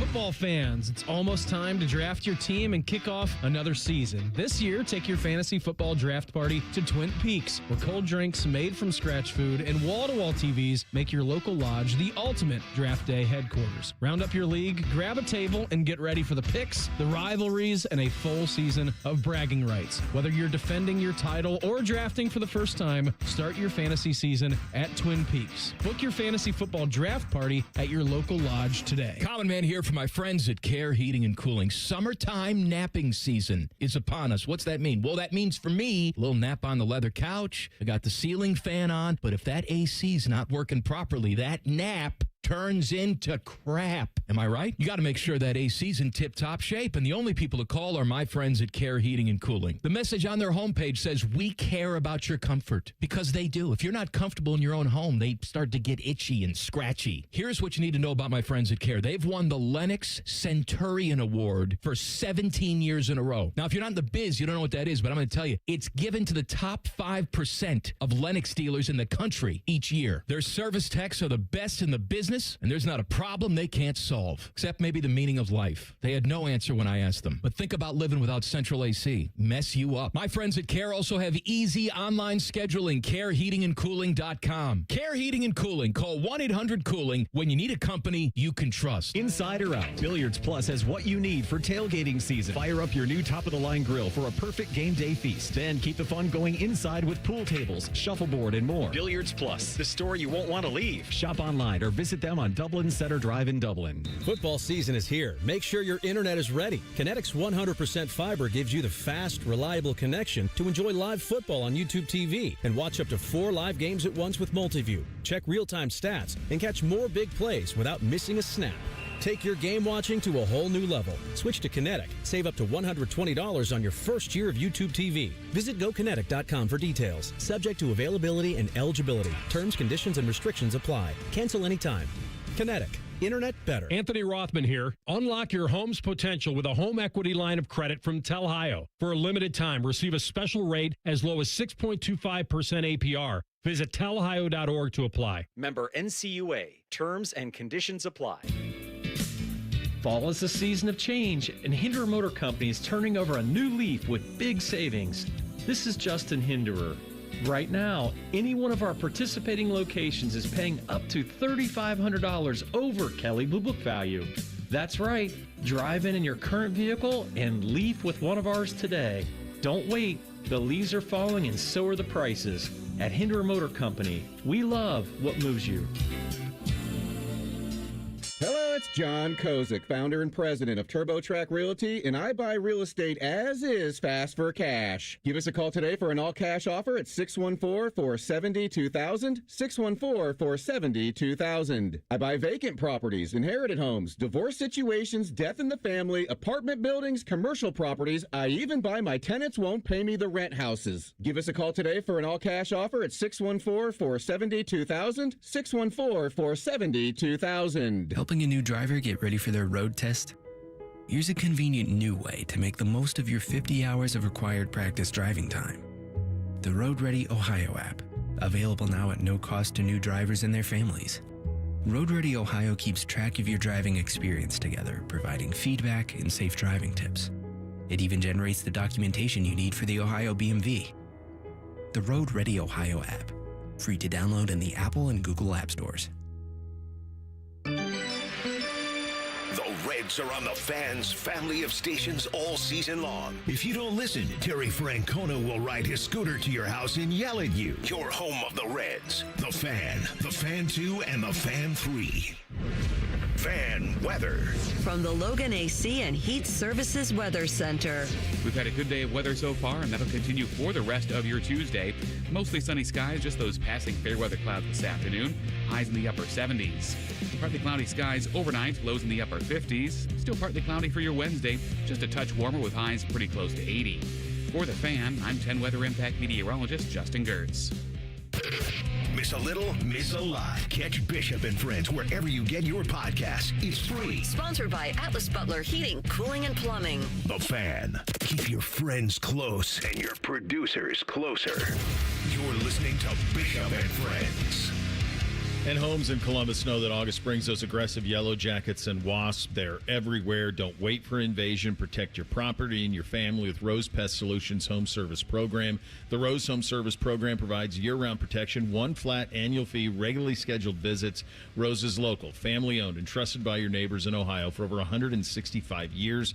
Get peace of mind today. Call 800-966-ROSE or visit rosepestsolutions.com. I think sometimes it's best to just read something straight. So this happened yesterday. This was first reported by WKBN out of Youngstown. The reporting is as follows.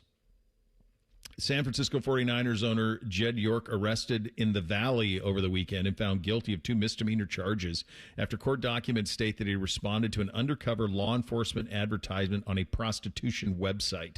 York was arrested Sunday in East Palestine and posted $5,000 bond. An affidavit states York responded to an ad on a known prostitution website, unbeknownst to him, was posted by an agent with the Mahoning Valley Human Trafficking Task Force. The document states that York arranged to have sexual activity with a woman in exchange for $140. He arrived at a set location with the phone he used to arrange a meeting, was taken into custody. The police report lists the time and location of the arrest at 9:35 in the morning, and then they give the address for the mobile park where it happened. York pleaded no contest Monday morning to misdemeanor charge of disorderly conduct and possessing criminal tools. Records state he was originally charged with engaging in prostitution, but was amended to disorderly conduct as part of a plea agreement. I bet they came to that pretty quickly. Arrested Sunday morning, plea agreement by Monday, out with misdemeanors. WKBN reached out to the NFL requesting comment on York's arrest, received the following statement: "We are aware of the matter, which will be reviewed under the personal conduct policy." 49ers also commented saying that this is a legal matter which has been resolved. We will not be providing any further comment at this time. Where do you want to start with the questions on this? So, number one, if you're curious, Jed York's net worth individually is around $500 million. His family wealth is $8.5 billion. This is all part of the DeBartolo family that bought the Niners back in 1977 for $17 million. He's been the president since 2008. He's been the CEO since 2010 and the principal owner since 2024 of the San Francisco 49ers. So I guess among the questions I would have is, I guess we'd all just start with a pretty simple one, which is why? Why, if this is the itch that you're trying to scratch, what are you doing? I mean, it's the same thing with Robert Kraft, right? Where It's you're going not quite though, Reese, to a because parlor.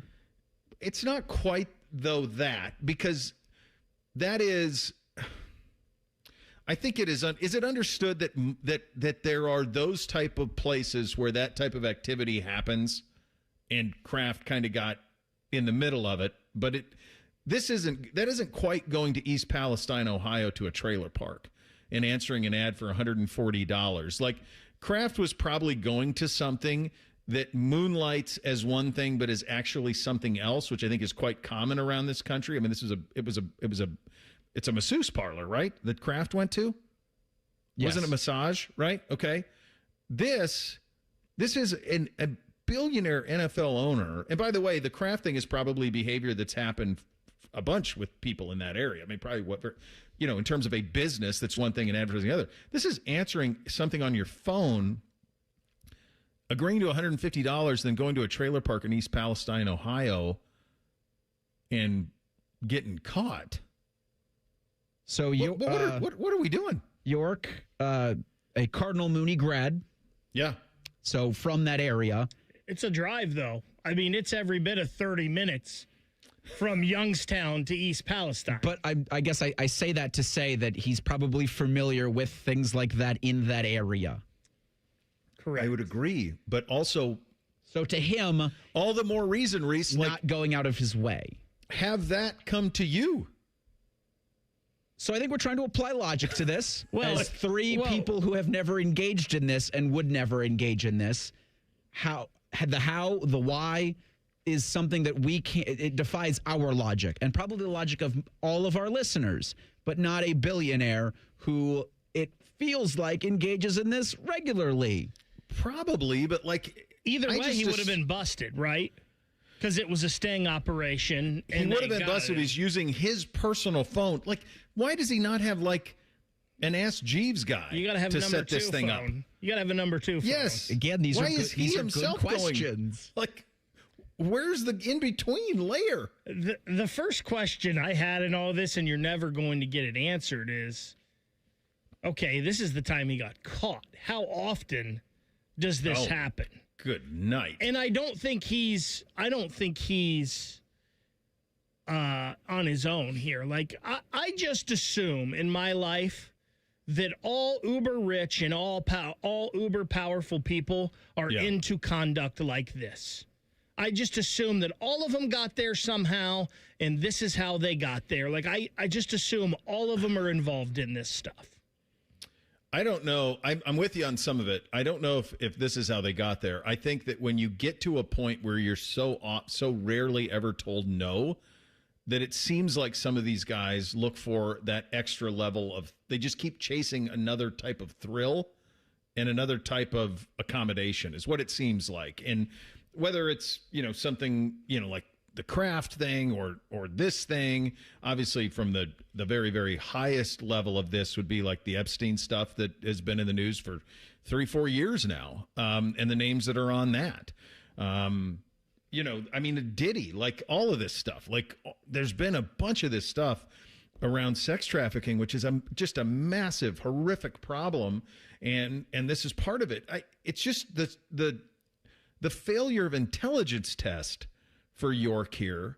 I mean, this to me would just be so easy to avoid this ever happening to you.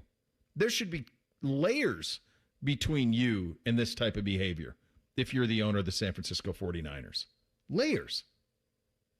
Reese, you talked about he's probably pretty familiar with this scene up in that area. I wonder, because everybody's like, well, why would you get $140 from a trailer park? Aren't there, higher class girls and this and that? I don't know if there are in that part of the state of Ohio, so. I did want to know what counts as a criminal tool. And so from the Ohio Revised Code, which is one of the charges that he pled down to, a criminal tool per the Ohio Revised Code can be a cell phone used to text threats or arrange illegal acts, or flashlights used during a burglary, also lockpicking sets, crowbars, bomb-making materials. Because when I read the initial thing where it says he pled down to possession of criminal tools, I'm thinking of like a lock-picking set that somebody rolls out and just has their weapons ready. Not, a cell phone. One of those satchels? Yeah. They just lock pick. Right. They're ready to pick a lock. Like MacGyver? Exactly. It's like Ocean's 11 and they're picking the safe. What a mess. What an absolute mess. Also, I think the other question I would have on this, and it'd be great to just have all of this on camera, but the arresting officer, when did they realize who they arrested? Then once you get Jed York into lockup, how quickly is a call made and who took the call that said, we got to get this resolved promptly. We need to plead down to misdemeanors now. How did that go? I'm sure how high up in East Palestine, Ohio did that go? Yeah. Is that the mayor? Who gets that call? We got to get this sorted out in about 30 seconds. Sure, his lawyer's on retainer taking care of all of that real fast. Can you imagine being the arresting officer? East Palestine PD, sir. All right, you know who I am? No, sir, get in the car. Do you think and he then drove all of a sudden, Do you think he drove his Bentley, or did he have a Honda Accord on the side that he rolled up? And what a debacle. Unmitigated. But it'll go away because, that can happen. And it probably will in this case. The PGA Tour is trying something new, and Bake was off yesterday, so we'll give him a chance to weigh in on what the Browns did at the quarterback position. We'll do that in 2 minutes. Bishop and Friends right here on The Fan. Men, when addressing the problem of erectile dysfunction, you want the right treatment for your specific medical situation because every case is different, and finding the right treatment can mean the difference between just an okay experience and an amazing one. This is Jeff for Tri-State Men's Health, and at our practices, we offer the full range of ED treatment protocols and can even combine therapies to help make those intimate moments special both for you and your partner. At Tri-State Men's Health, we are the leader in treating ED in the area. Our medical providers specialize in men's sexual health and understand that no two cases are alike, which means you'll get the right treatment for you based on sound medical evaluation and appropriate applications of medical therapies. Plus, we offer treatments that are effective in well over 90% of cases, which means if you're like most men, you'll get your sex life back. So call us. Your initial visit is just $99 and includes blood work, a medical consult, and if medically advised, a test dose. And if that test dose doesn't work in the office, your visit is free. Call 800-900-9654 or go to tristatemenshealth.com. We have 6 offices across the tri-state area to serve you. Peach season is here at UDF, but it won't last long. Right now, buy 2 large cartons of UDF peach ice cream for just $10. You're gonna want to stock up. Peach ice cream is back at United Dairy Farmers for a limited time. Iconic summer moments deserve an iconic drink. Reach for Mountain Dew, an American original. From its beginnings in the foothills of Tennessee to your biggest summer yet. The refreshing citrus kick of Mountain Dew is the perfect companion to your American summer adventures. Enjoy the refreshing citrus kick of Mountain Dew. Tasting great since '48. Look for Mountain Dew in stores near you at mountaindew.com. That's mountaindew.com. Hi, I'm Connie Britton. I support Feeding America because they help provide over 6 billion meals to people in need each year. Learn more at feedingamerica.org. Feeding America. 200 food banks strong. Bishop and Friends is sponsored by Diamond Seller, your true jeweler for almost 80 years. The Fan, Ohio's sports destination. They've all been paid by the Cleveland Browns. This is Bishop and Friends. And speaking of the Cleveland Browns, yesterday, as soon as we got off the air, now we knew that it would be Deshaun Watson. That happened while we were on the air yesterday, and we weighed in on that yesterday. But then after our show, Todd Monken had an availability up in Cleveland where he named Deshaun Watson the starting quarterback and talked about how he went into the decision. One of the logical questions that was asked is, what did we all miss in this quarterback decision? Todd Monken answered that question yesterday. Well, again, it's the day-to-day. What they're not seeing is the film. They're not in our building. They're not going to know what we know. You can see with your own eyes, right? You can forecast what you expect it to be, right? A number of those people weren't even in practice. So I don't really concern myself with what they really think. I know what we think and what we see every day in our building and our players and the momentum we have, and we're 100% behind Deshaun. Deshaun Watson had what could best be described as a pretty tough media outing on Saturday, and he was available yesterday. Reese, we talked about this. Like I said, if it were me, I'd put him out there. I'd put him out there tomorrow and rip the Band-Aid off and go. They did. Watson was available yesterday. Here were his comments about being named the starter. It's great. You know, this is what I've been working for 2 years, is to be able to show that, you know, I'm capable of being a starter for one of the 32 organizations in this league. Today was a assignment I had no idea until I walked into the building. And I talked with Coach Monk. It felt good, you know, and a lot of excitement. But it comes with a lot of work, too. There's a lot of work. There's a lot of challenges that I have to continue to overcome, and I just got to continue to work on achieving those victories each and every day. So I'm ready and prepared. You know, there's going to be a lot of ups and downs, but at the same time, you know, I'm excited to be, you know, a starting quarterback in this league, and especially a starting quarterback for the Cleveland Browns. He did, in that availability, also apologize and clarify his comments post-game Saturday. The one thing that I've said on this was, and sometimes the easiest, the simplest is just the truth of it. Todd Monken is going to put the best guys out there at every position that give him a chance to win. He has no agenda with any player on the roster. He has the agenda of a 60-year-old man who probably would acknowledge that this is his one and only chance of being an NFL head coach. And he's either going to coach the Cleveland Browns for a long time, they're going to have a bunch of success and transition this roster from what it was to a younger version of it and continue to build it, and he's going to be in the center of it, or it's not going to go well, and he's going to be out and probably won't get another chance of being a head coach. And so when you factor all of those things in, the only thing Todd Monken is worried about is winning football games, and whoever he picked to be the starting quarterback is who he believes gives them the best chance to win. I think it's as simple as that.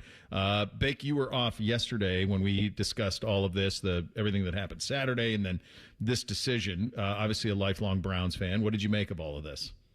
I've totally flipped on all of this with Watson and Sanders, and I think there's a little more to this than just on the field play. Deshaun Watson, I hated his comments, Bo, and I understand you said he was just saying he didn't want to talk about Houston anymore. But I hated his comments saying that he wasn't and couldn't be the player he was in Houston anymore. And then he says what he said the other day, and he's obviously holding a grudge towards the Cleveland fans because they booed him when he went off the field with his Achilles injury. And Deshaun Watson never wanted to be in Cleveland. He wanted to go to the Falcons. I know the Saints were bidding on him and a couple other teams too. And he didn't say, yeah, I'm going to go to Cleveland until the Browns offered him an unprecedented, fully guaranteed contract. Now, maybe somebody else would have done that too, but once the Browns did that and that had never been done before, he's like, okay, I'll come to Cleveland.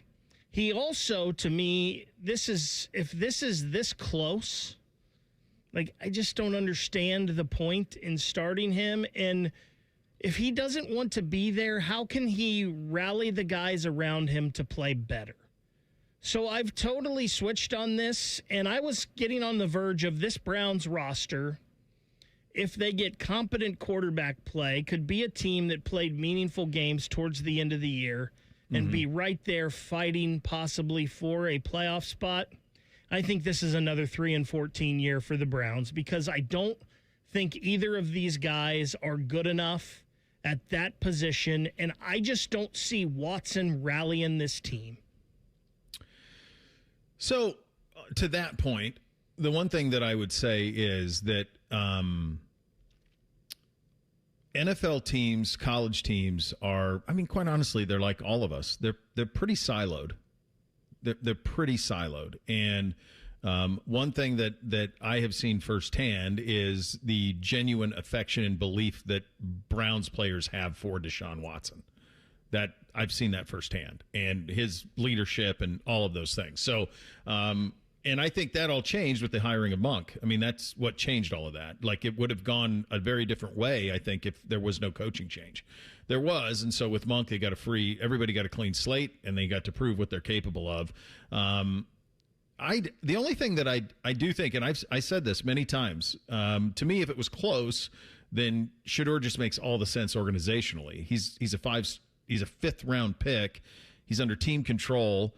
If Watson, take aside the personal stuff with him for a second, like or whatever you think of him, just think of him as a contract.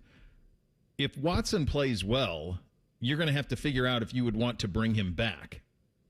And then if that's the case, you'd have to figure out what the market is for him, and then you'd have to pay him the market value of that. So if he's 80% of what he was in Houston, which I'm sure most Browns fans would sign up for that production, if he is that, then you have to find a way to say, well, do we want to now commit 3 more years to a 30-year-old quarterback who's 80% of what he was in Houston, and that might be good enough for us to be in contention in the division because of everything else we've done? If it's Shedeur, you don't have to worry about any of that. If Shedeur's 80% of what Deshaun Watson was in Cleveland from a production standpoint, if it's that similar, then you might not even have to draft a quarterback next year. And now in a position-rich draft, you might be able to really buoy the roster from a talent standpoint. So I always contended if it was close, it would be Shedeur. Like, that's what I would do, just me personally, that I would do Shedeur, because to me, that just from an organization makes all the sense in the world. So this decision would lead me to connect dots and say that maybe it wasn't quite as close. But that's not what they're saying. That's not what Todd's saying. I agree. And I've always been one, ask Todd a question, get an answer. There is some human analytics at play here, perhaps, with trying to make sure that everybody's engaged. Look, it's tough. This is a tough one. This is a decision that Todd Monken made that is one that has not landed well, obviously, with the fan base and obviously around the National Football League. The one good thing they have going for them is they have 3 weeks before they play a game. You can have 2 full weeks of college football before you play a game. And then you're getting into week 1 of the regular season. And then this is just going to inevitably come down to how well does Deshaun Watson play? How well does he play down in Jacksonville in that opener? How well does he play? You want to talk about games that are going to be interesting. Guys, they get Tampa week 2. You're aware who the quarterback at Tampa is. That's week 2. Thank God that's not in Cleveland. So that's where I'm at, because if they don't come back 2-0, it's going to be messy for the starting quarterback to run out onto the field, even if they're 1-1. But if they're 0-2, it's as vitriolic maybe as there's been at Huntington Bank Field, or whatever they want to call it now. I also want to push back. Watson didn't apologize yesterday. He just acknowledged that he pissed people off. I think there was acknowledgement that what he said angered people, and I think there was an acknowledgement that was done. I don't necessarily, and he said he took responsibility, but of course you do. Those are your words, man. Like, you have to. So I'm not going to give him any credit for going out there and just acknowledging what was the obvious. Yeah. He's got to play out of his mind, and they've got to come back 2-0 against, what would it be, the Carolina Panthers week 3. Anything else is a disaster. I don't know if this would have to be a Todd Monken question of what and you can't ask him this because I'm not sure he'd give you even an answer of what's the length of rope you give for Deshaun before you're yanking him and putting Shedeur Sanders out there. He kind of answered that a little bit. I mean, they asked, like, is this week to week? And he said no. I also thought it was weird, given the situation, that one of the first things that came out of Todd's mouth when asked about it was on the road. He knew. I mean, he knows. He's smart enough to know what this is. So I think Todd's post-game Saturday is how they should have. That's really what everybody, like what Todd said Saturday after post-game was like, Is it fun being booed? No, it's not. We got to play better, and then that won't happen. And that's probably what Deshaun should have said Saturday. It's not fun being booed. I hated being booed. These guys booed me when I did this, and obviously that's a sore spot for him. Get it from his perspective. But to say what he said, and then you're going to try to – that's what makes it tough, is all you really have to say is, yeah, it sucks to be booed. I got to play better. Even if you don't believe it, if you just say that, then you don't have everything that happened post-game and everything that happened yesterday. So that's that human analytics word that Rothman came up with, which is so brilliant. There's just ways to handle things that keep things from blowing up and boiling over, and they could have been avoided. I am actually kind of happy, though, that this has all happened the past week and a half or so, because I was starting to not feel good about this season for the Browns, but I was like, well, maybe they're not going to be a bottom 5 team in the National Football League this year. And now I have no expectations again. So nothing is going to hurt me or disappoint me this year as a Browns fan. And I'm back Don't say that before a game's been played, Bake. They can still hurt us. Back to being normal. And will I watch? Yeah, but I'll also be paying attention to Red Zone and seeing how all of my other guys are doing. And they're scoring touchdowns. And I have no hope for this Cleveland Browns season now.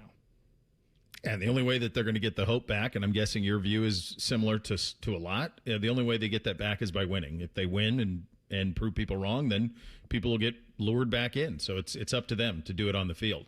We'll do a little thing or not a thing up next. Bishop and Friends right here on The Fan. All the 10 TV people come over to our side of the building to take a deuce. That should tell you something about how we operate.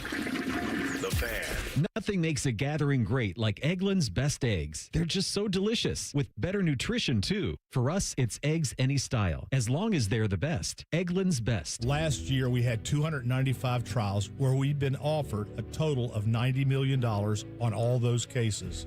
When the dust settled, we had recovered over $1.1 billion in verdicts and mid-trial settlements. I'm John Morgan of Morgan & Morgan. We became America's largest injury firm for a reason. We won a lot, $30 billion and counting. The best part of all those wins is that it helps you when you hire us. All those wins allow us to let the insurance company know we mean business. And believe me, they know who we are. If you've been injured, Google Morgan & Morgan results. You're not bragging if it's a fact.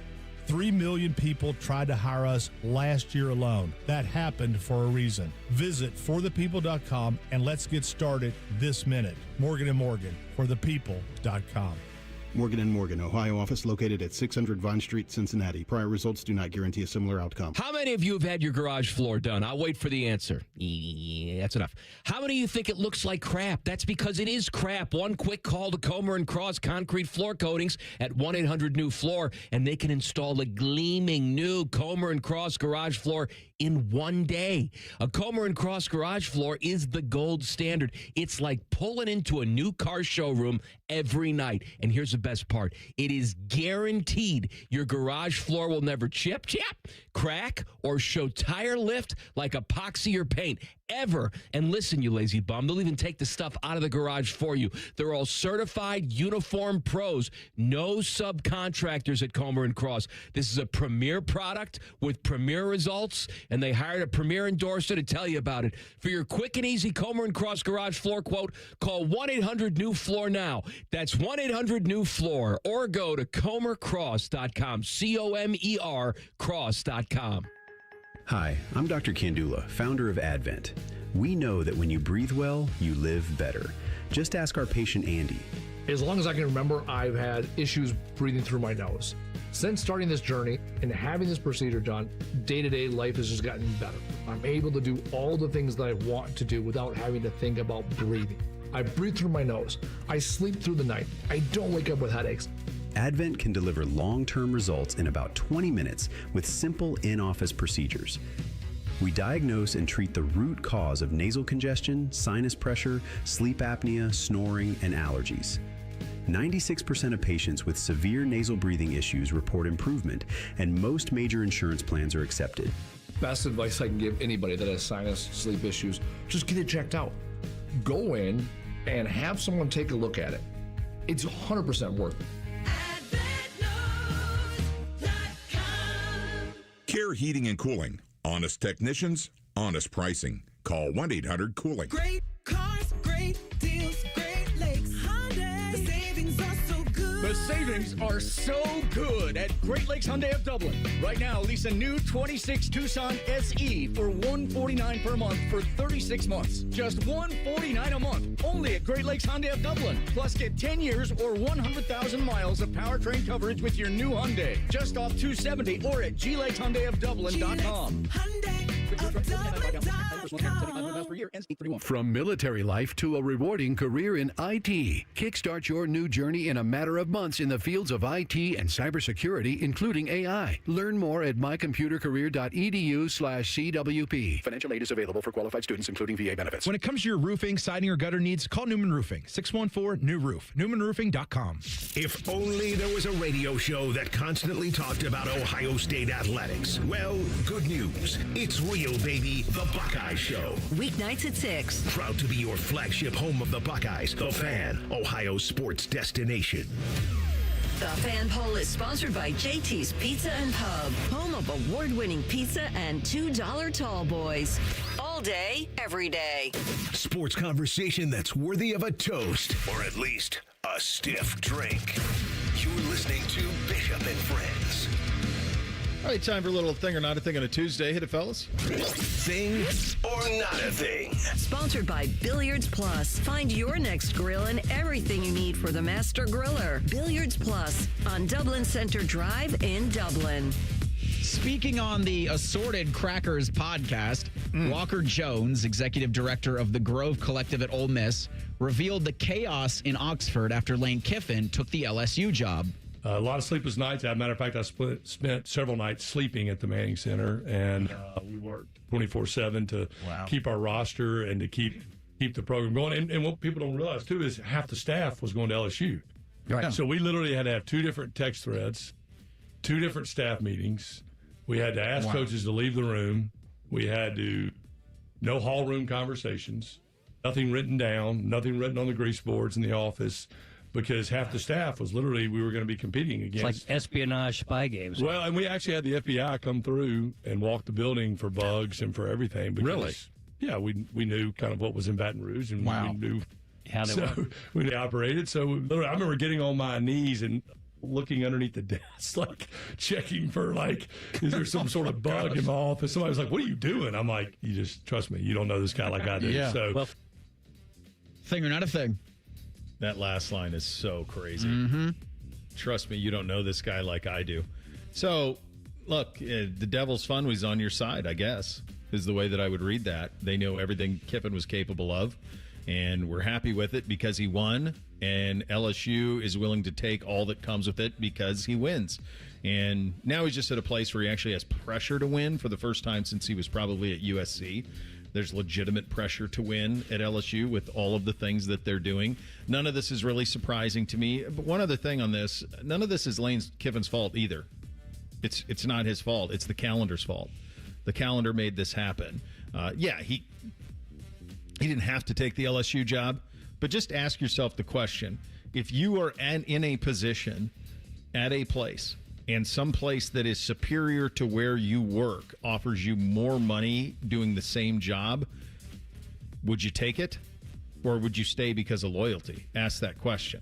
And I think many of you probably would go the way of Kiffin. There might be some of you that would stay and say, I'm going to see this thing all the way through, and there's a ceiling on it, and I acknowledge that. And so this is really a calendar problem more than anything else. But I think the nuts and bolts of it is Lane Kiffin's fun when he's on your team, but then as soon as he's not, you got to worry about all the rest of this stuff.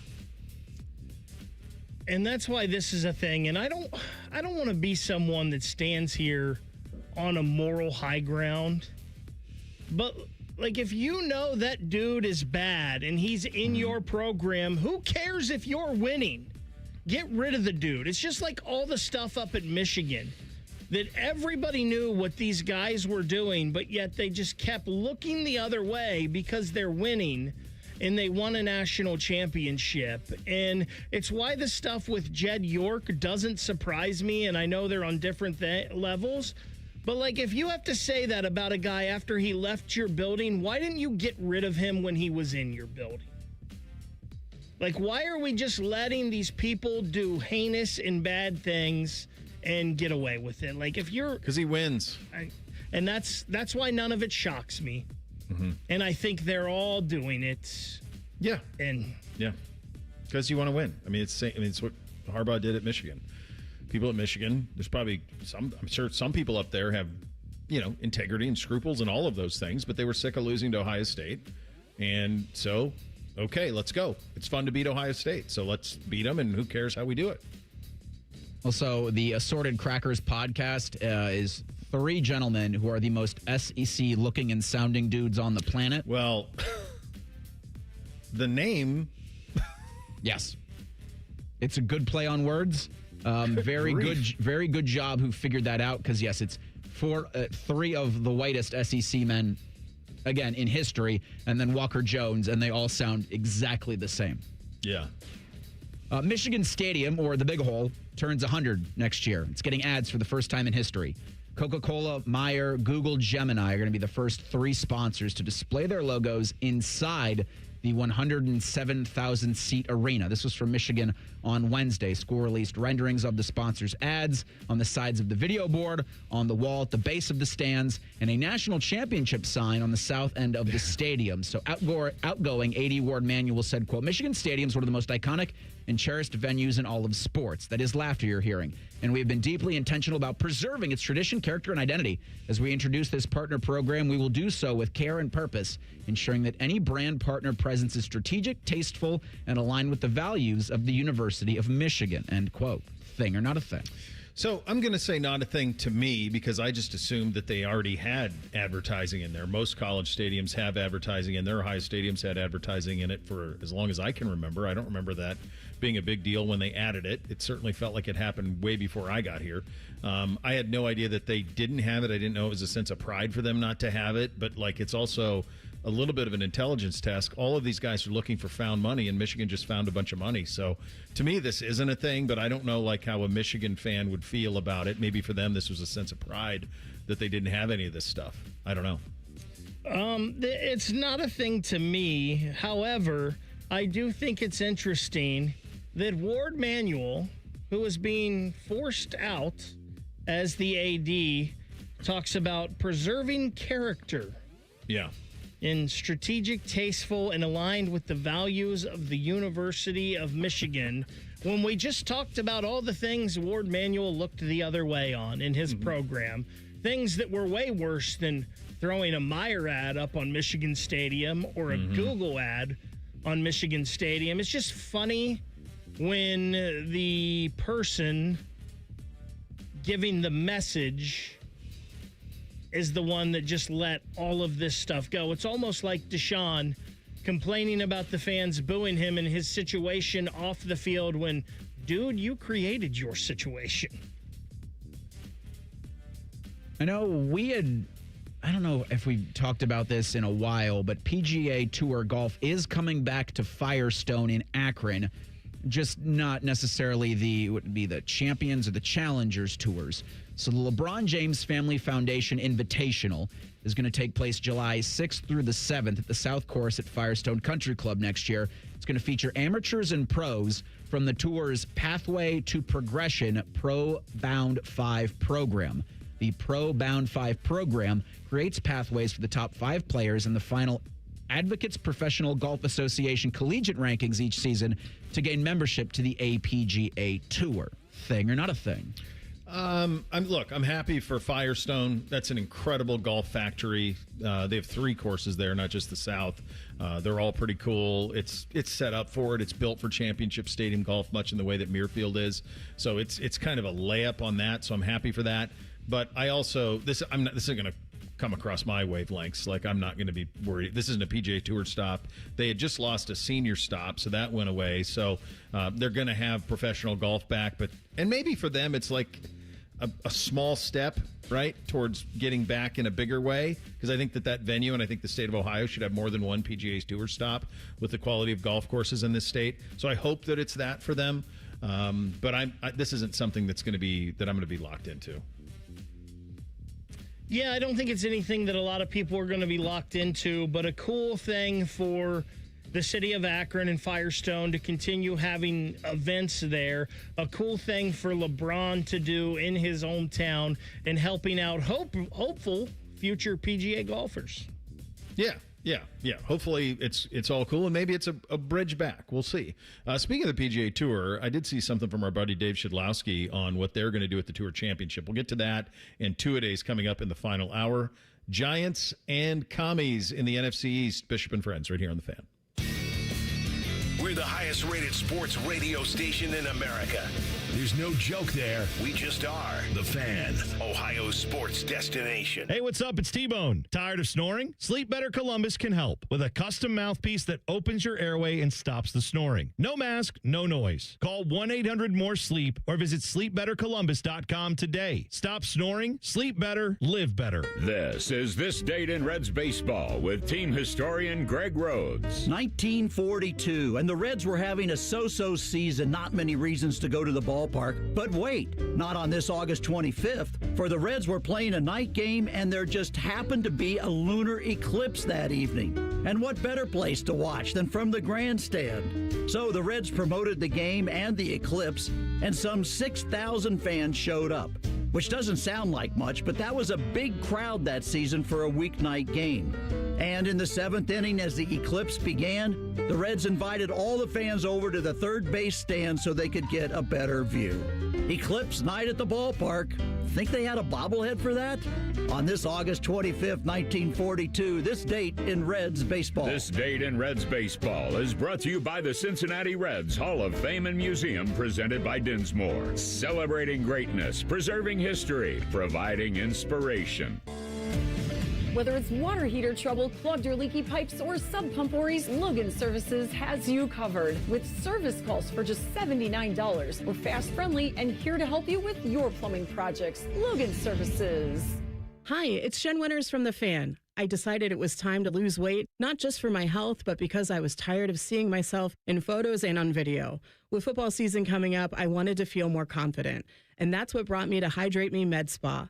I was honestly nervous walking into my first appointment, but Stacy, my nurse practitioner, put me at ease. Hydrate Me Med Spa has 4 locations in Central Ohio: Grandview, Powell, New Albany, and Granville. I'm excited to keep sharing my progress with you. Learn more at hydratememedspa.com. This summer, there are 250 reasons to join T-Mobile. Girls trip? Booked. And switching to T-Mobile helped make it happen. With Experience Beyond, switch and get $100 back. Plus, $650 in value in built-in plan benefits. That's $750 in your first year, guaranteed. And honestly, that $100 back, I'm putting it towards the zip line. Now that's how you do summer. Exactly. Best switch I ever made. This is just one reason to join T-Mobile this summer. There are 250 reasons. Find yours. Savings based on the value of benefits included with Experience Beyond, like entertainment and 1 year of AAA Classic and Dash Pass on us. Benefits may require activation. See plan for details. Get $100 via virtual prepaid MasterCard with eligible ported, no cash access, and expires in 6 months. Issued by Sunrise Banks, N.A. member FDIC, and allow 8 weeks. Anthony Rothman here. Unlock your home's potential with a home equity line of credit from Telhio. For a limited time, receive a special rate as low as 6.25% APR. Visit telhio.org to apply. Member NCUA. Terms and conditions apply. Say goodbye to car care headaches with Carvenience from Hinderer Motor Company. This is Justin Hinderer. For only $49, we'll pick up your vehicle, leave you with a rental, and return it fully serviced and spotless.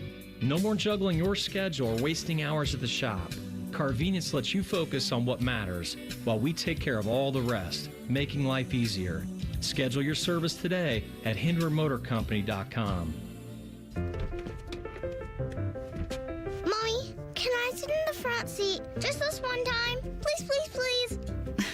No, not yet. But why? Because I love you, and you're just not ready yet. Now, get in the back so I can get you in your car seat, please. Putting your kids in the right seat for their age and size is an act of love. Check that your kids are in the right seat at NHTSA.gov/the right seat. Love protects. A message from NHTSA and the Ad Council. Common Man here for Universal Windows Direct. Fall is around the corner, so if replacing your windows has been sitting on your to-do list, now's the time to get it done. Cross it off for good. Call my guys at Universal Windows Direct. Buy 4 windows, you get 4 free, plus 48 months of 0% interest financing, same as cash. And, of course, they back everything up with their lifetime warranty. Call now for a free home estimate, 614-502-5220, universalwindowsdirect.com. Like me, you'll be saying, I love my windows. Hey, it's T-Bone again. Sleep apnea doesn't have to rule your nights. Sleep Better Columbus has been treating snoring and sleep apnea for over 15 years with proven results and now has an office open in Marysville. Call 1-800-MORE-SLEEP or go to sleepbettercolumbus.com. Stop snoring, sleep better, live better. Broadcasting live from the McDaniel GM Superstore Studios. Driving excellence since 1916. Chevrolet. Together, let's drive. WBNS HD1 Columbus. Good morning. I'm Eric Reeser. The Big Ten and Southeastern conferences are working to ban NFL players from returning to college. This comes after news former Browns tight end Daquan Wright wants to join LSU despite using his 4 years of eligibility, 2 of those with Lane Kiffin at Ole Miss. The Big Ten released a statement Monday saying they will not allow any of their 18 schools to sign players who declared for the NFL. Yahoo Sports says the SEC is directing their 16 schools to not sign NFL players under threat of penalty. There's 5 days until week 0 in CFB. The NFL is going to wrap their preseason this week. Browns host the Patriots Thursday. Bengals go for a perfect preseason 3-0 against the Eagles in Philly Friday. In baseball tonight, Guardians look for their 7th straight win. Cleveland's in Anaheim for game 2 of a 3-game set. As for the Reds, Cincinnati looks to halt a 2-game slide. Redlegs and Giants go tonight at 9:40. This update is sponsored by Germain Toyota. For unbeatable service and sales, visit Germain Toyota on the corner of I-70 and Bryce Road or online at germaintoyota.net. The uncle you never knew you had. The friends you kind of wish you didn't. This is Bishop and Friends. The G-Man and the commies on 2-a-days. Before we get to that, I've been teasing this, and I do want to get to it. Dave Shedlowski, our good buddy, our golf bureau chief, as it were. He had this yesterday, right around this time. He was heading from St. Louis to Atlanta for the Tour Championship. He tweeted, CEO Brian Rolapp will roll out more plans for 2028, hearing that the 28 playoffs for the PGA Tour will be 2 weeks of match play. Yes, 2 weeks. Interesting if it happens. And then this morning, he confirmed it. 2 weeks of match play coming with World Cup type bracket system. Good on the PGA Tour. Now that's interesting. Like match play among the best players in the world, a true match play tournament. Like we don't have anything like that. That's awesome. Good for them for thinking outside the box. I hope they get their calendar fixed and the PGA Championship comes back to August, but baby steps. And so to me, this is a step in the right direction. I like the PGA Tour here. And Bake, you always make this point. This is kind of what Liv forced their hand to do. Liv, whatever the legacy of it, the memory of it, however it's remembered, you do also have to acknowledge that it made the PGA Tour change the way it did its business. And that golf did benefit from that. Certainly PGA Tour players benefited from that. And I think golf benefited from that because I think this feels like a win. So it's a little bit of both. All right, time for 2-a-days. Let's hit it, boys. Bishop and Friends present 2-a-days, our professional preseason preview of all 32 teams. Will your favorite team win it all this season? Doubt it. We are in the NFC East, and we are starting with the G-Men. And, of course, a new coach with the New York Giants, and it is John Harbaugh. He took this job, and he could have really had any job that he wanted in the NFL coaching calendar. He took this one because he must have believed in Jackson Dart, and he must have believed in the assets and the people on their roster. And when you look at their roster, if you say to yourself, if you are a believer that Jackson Dart is a franchise quarterback, then it's hard not to like this roster. You have to assume that Malik Neighbors comes back nicely from the injury that he had, which was catastrophic a year ago. So he's got to get back to that level. But you like that. You like what they have up front. Andrew Thomas has been one of the best tackles in football. He's continuing there, anchoring the left side. They drafted Francis Mauanoa in the first round this year to help out on the right side. Jackson Dart at quarterback, Cam Scadaboo back from injury as well. He had a very nice start to his rookie year. Defensively, they are a full day geez, up front, pass rushers. I mean, all of these assets that they've used on linebackers and pass rushers, from Abdul Carter to Kayvon Thibodeau to Arvell Reese, name after name, Brian Burns, who they acquired from Carolina, they are going to get after the passer in a big, big way. To me, this is just a thing of, do you believe in Jackson Dart? Do you believe he can stay healthy? Key losses, not too many. More additions than losses anywhere else. And it's the reality is that John Harbaugh believed in this organization coming off of 4-13. He believed in an organization that has won a lot in all of our lives. I think I've seen him win 4 Super Bowls. Yeah, 4 of them in my life. And be in the mix a lot, have good ownership, and obviously he believed in Jackson Dart, and that's why he took this job. Is this the team with the best offseason? Just with Harbaugh? Well, and then the list of guys that you said they added from the draft. There's also free agents that they brought in. 2 top 10 picks. I mean, outside of, I think the Chiefs probably had the best because you just said Patrick Mahomes is healthy. Yeah. And that's probably the best news that any team got. But in terms of hiring a competent head coach that's an adult that can come into any building around the league and have instant bona fides, can be an instant follow me to freedom type, with the additions for the players, the losses aren't crippling. This could be the best turnaround, I think, of any team in the National Football League from season to season. A Week 8 bye, I think, puts the New York Football Giants in perfect position to establish exactly what they are before the trade deadline if they need to be doing anything. You got the Cowboys and the Commanders in the first brick of your season, so before that bye, I think sets up. I also got the Rams. There's the Texans on that. So a great litmus test week to week, also with some cupcakes, could have them sitting really pretty before you go into the month of November. The more I read into the G-men, I'm pretty bullish on them. So I don't know if I'm there with Jackson Dart, but this almost seems like the Giants to me are on the Detroit Lion football bros path. Because John Harbaugh comes in, he's definitely a player's coach. He is not he's not Dan Campbell, but he's a football lifer. They've got Jackson Dart and Cam Scatterbrew that are the ultimate run through a wall football bros.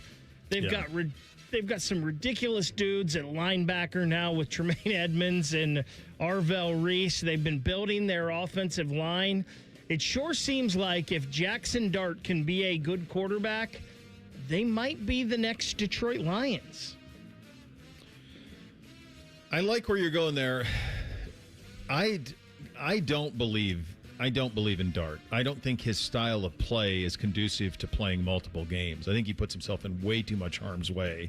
And I think at times his run through the wall football stuff is not the way that you want a quarterback to behave. And so, you can't take hits like that. You can't. And not stay upright. So I defensively, I mean, that's both of you guys make the point. They could make it just comes down to, do you believe in Dart? That's it. I don't really have any other questions. I think other than that, they're in a pretty good spot. It's just a matter of, do you believe in him? There's nothing else here that I have. And then Scatterboo would be the same thing. Can he stay healthy too with all of the collisions that he takes? If those guys can stay healthy and that they can, and Dart can elevate, then I think they could be a very, very interesting team. To your point, Bo, especially on Dart, but those two, you've got to have a better backup quarterback than Jameis Winston to me. You've got to go out. If you have Jackson Dart as your quarterback, you've got to pay for one of the top 2 or 3 backup quarterbacks. I like what they did this past week in signing Najee Harris. I don't know if he's got anything left in the tank, but with him and Tyrone Tracy and Devin Singletary, I think they're pretty good behind Scatterboo in case he gets hurt.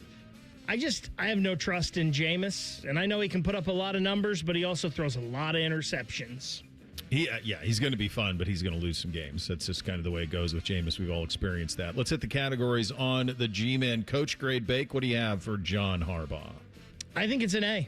I think he's one of the best in the National Football League, and if your job comes open, I think you should at least reach out and see if maybe he'd be interested. I agree. A for John Harbaugh. Yeah, I think he's A+. I mean, the winning speaks for itself. I give him a ton of credit for the way he flipped on the fly from Flacco to Lamar and change coordinators to make all of that work. I mean, he's a multiple Super Bowl champion. He's about as good as it gets. It's definitely an A. Uniform grade on the Giants, Bake. I just have this as a B- for me. I miss the old Giants on the helmet.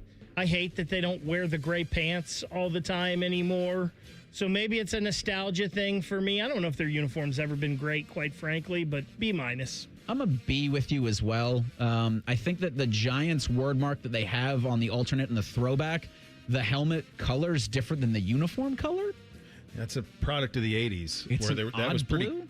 Yeah, Reese, that was something that happened a lot. The Vikings had a similar thing. Like their jerseys were a lighter purple than their hats. The Cowboys. Cowboys have 4 different blues on their uniform, but that was something that happened all the time in the 90s. Like it was just been harder to match colors.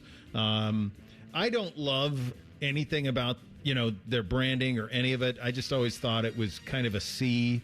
But I can also acknowledge the iconic side of it. I think you guys are in the right spot with like a B level for it. I do think the NY is cool. That's a throwback to like the Frank Gifford old school kind of uniforms. And the Giants across is, that's Lawrence Taylor is what you see. But that's a nostalgia thing more than it is probably the aesthetic that they're using. One franchise great you could add to this team, Bake. So to me, there's really only one correct answer for this, but I feel like the Giants are pretty good at that position right now, and they may have. There's a chance that Arvell Reese could be the closest thing to Lawrence Taylor in a long, long time, athletically as good as he is. So I'm going to go to nostalgia, and I've always had a fondness for the 1986 New York Giants because they went to the Super Bowl and they kicked the crap out of John Elway after what they did to my Cleveland Browns. So give me the quarterback of that team, Phil Simms. Let's put him in here for Jackson Dart and see what he can do. I think Michael Strahan would be a lot of fun. I go back to Victor Cruz doing the salsa in the end zone would be great with this wide receiver core, with this cast of characters that the G-men have this season. So obviously Taylor's the best player in franchise history, and I actually thought of a guy who's actually on their roster currently right now, like prime Odell Beckham Jr. would be very nice opposite Malik Neighbors at wide receiver. I also thought about Mark Bavaro at tight end would be a hell of a warm blanket for Jackson Dart. But how can I pick anything other than replacing Jackson Dart if I say I have questions about him? Give me prime Eli Manning with this operation. Give me Eli Manning with these running backs and Malik Neighbors and some of these other weapons and that offensive front. And Eli Manning won 2 Super Bowls. So I'll go Eli Manning. Franchise tier S through F, Bake, for the Giants. I'm going to give them an A, and I know they've had some lean years here recently where they've missed on the coaches, but you mentioned it, 4 Super Bowls, Bo, in our lifetime. There's not a lot of franchises that can say that. No. I'm going to give it a B tier. Everything, Baker, you had said just about the success they've had on the field, it feels like they've made historically a lot of really good personnel decisions, The stadium's the one thing I think that takes it from an A for me. That's interesting. Not New York proper. They share it with another team. It always feels like the biggest pain in the butt in the National Football League to actually get to from a fan's perspective. The turf is always the biggest and issue, then too. They can never get the turf right. I think they're an A by the definitions I've laid out with all of these. Like 4 Super Bowls, you have to be an A. They're not quite S, but they're close. The 4 Super Bowls, ownership consistently, all of those things, big brand, all of it. They're probably an A for me, although I acknowledge the stadium stuff specifically. Win it all, playoffs, building or busting for the G-Men, Bake? I don't think they're quite at playoffs yet, but I do think they are building, especially with that guy at coach. Yeah, I'm recognized by how hard the NFC East is going to be this year. Like it went from the NFC least to the NFC beast. I mean, those are 4 playoff caliber teams right now, but I think the Giants are just a shade under that playoff mark this year. I think they're building because of Harbaugh, but all eyes on Dart. All eyes. Like they could pivot very easily. Like the best thing for them would be to go like 6-11, 5 or 12. but Dart plays really well, and you draft high and you can continue to add to that roster. That would be the ideal spot for them. The Washington Commanders is who we're going to talk about next. One of the strangest teams to wrap your head around, because 2 years ago, coming out of that rookie year, you would have said, my goodness, Jaden Daniels is ready to go. Weird offseason for him, weird training camp for him. And one of our guys, another linebacker, has found a home there. We'll do the commies coming up next. Bishop and Friends right here on The Fan. We have so many local shows, I can't fit them in a 10-second promo. So let's just say we're live and local all damn day. The Fan. In the military, the mission was clear. You knew what to do. Now, the mission has changed. Stepping into civilian life isn't about finding a job. It's finding your purpose. I wanted a career that would leverage the skills and discipline I gained in the military. IT just felt right. My Computer Career offers class schedules that fit into your life and skills in high demand. Put your VA benefits to work. Visit mycomputercareer.edu/CWP to jumpstart your IT career today. An elite CompTIA certification partner. Financial aid is available to those who qualify, including VA benefits. Hey, Bo Bishop here. From scratch-made dishes to craft cocktails built with their local spirits, High Bank is the perfect place for date night, game day, or getting together with friends. Whether you're sipping the best vodka in America or grabbing a meal, High Bank delivers every time. Learn more at highbankcode.com. Dine, drink, distill at High Bank. Hey, it's AR and Maddie here from McDaniel GM Superstore. Maddie, our listeners need more than a regular truck. They need extra muscle. They've got exactly what you need at the McDaniel GM Superstore. Right now, the 26 Silverado 2500 HD is up to $8,000 off MSRP. $8,000 off? That's a serious deal. You're darn right. Terms and conditions apply for qualified buyers. Get to McDaniel GM Superstore just north on 23 off Route 95 in Marion, or visit McDanielGMSuperstore.com. Chevrolet, together, let's drive. Something big has just dropped at Hothead Burritos. Introducing barbecue pork carnitas. Juicy, mouth-watering pork carnitas. Our limited time new citrus chipotle barbecue sauce. Savor the summer flavor. Hothead Burritos. Get up and get you some. Trust isn't built in a day. It's built over years of showing up, doing the right thing, and standing behind every promise. For 34 years, that's exactly what Newman Roofing has done for families across Central Ohio. We know inviting a contractor to your home is a big decision. That's why we believe every homeowner deserves honest, transparent communication and a team that's there to educate you, not pressure you. The goal is simple. Deliver a white glove customer experience that leaves you just as confident in the process as you are in the finished product. That commitment has earned Newman Roofing the honor of being voted City Scene Magazine's Best Roofing Company 5 years in a row.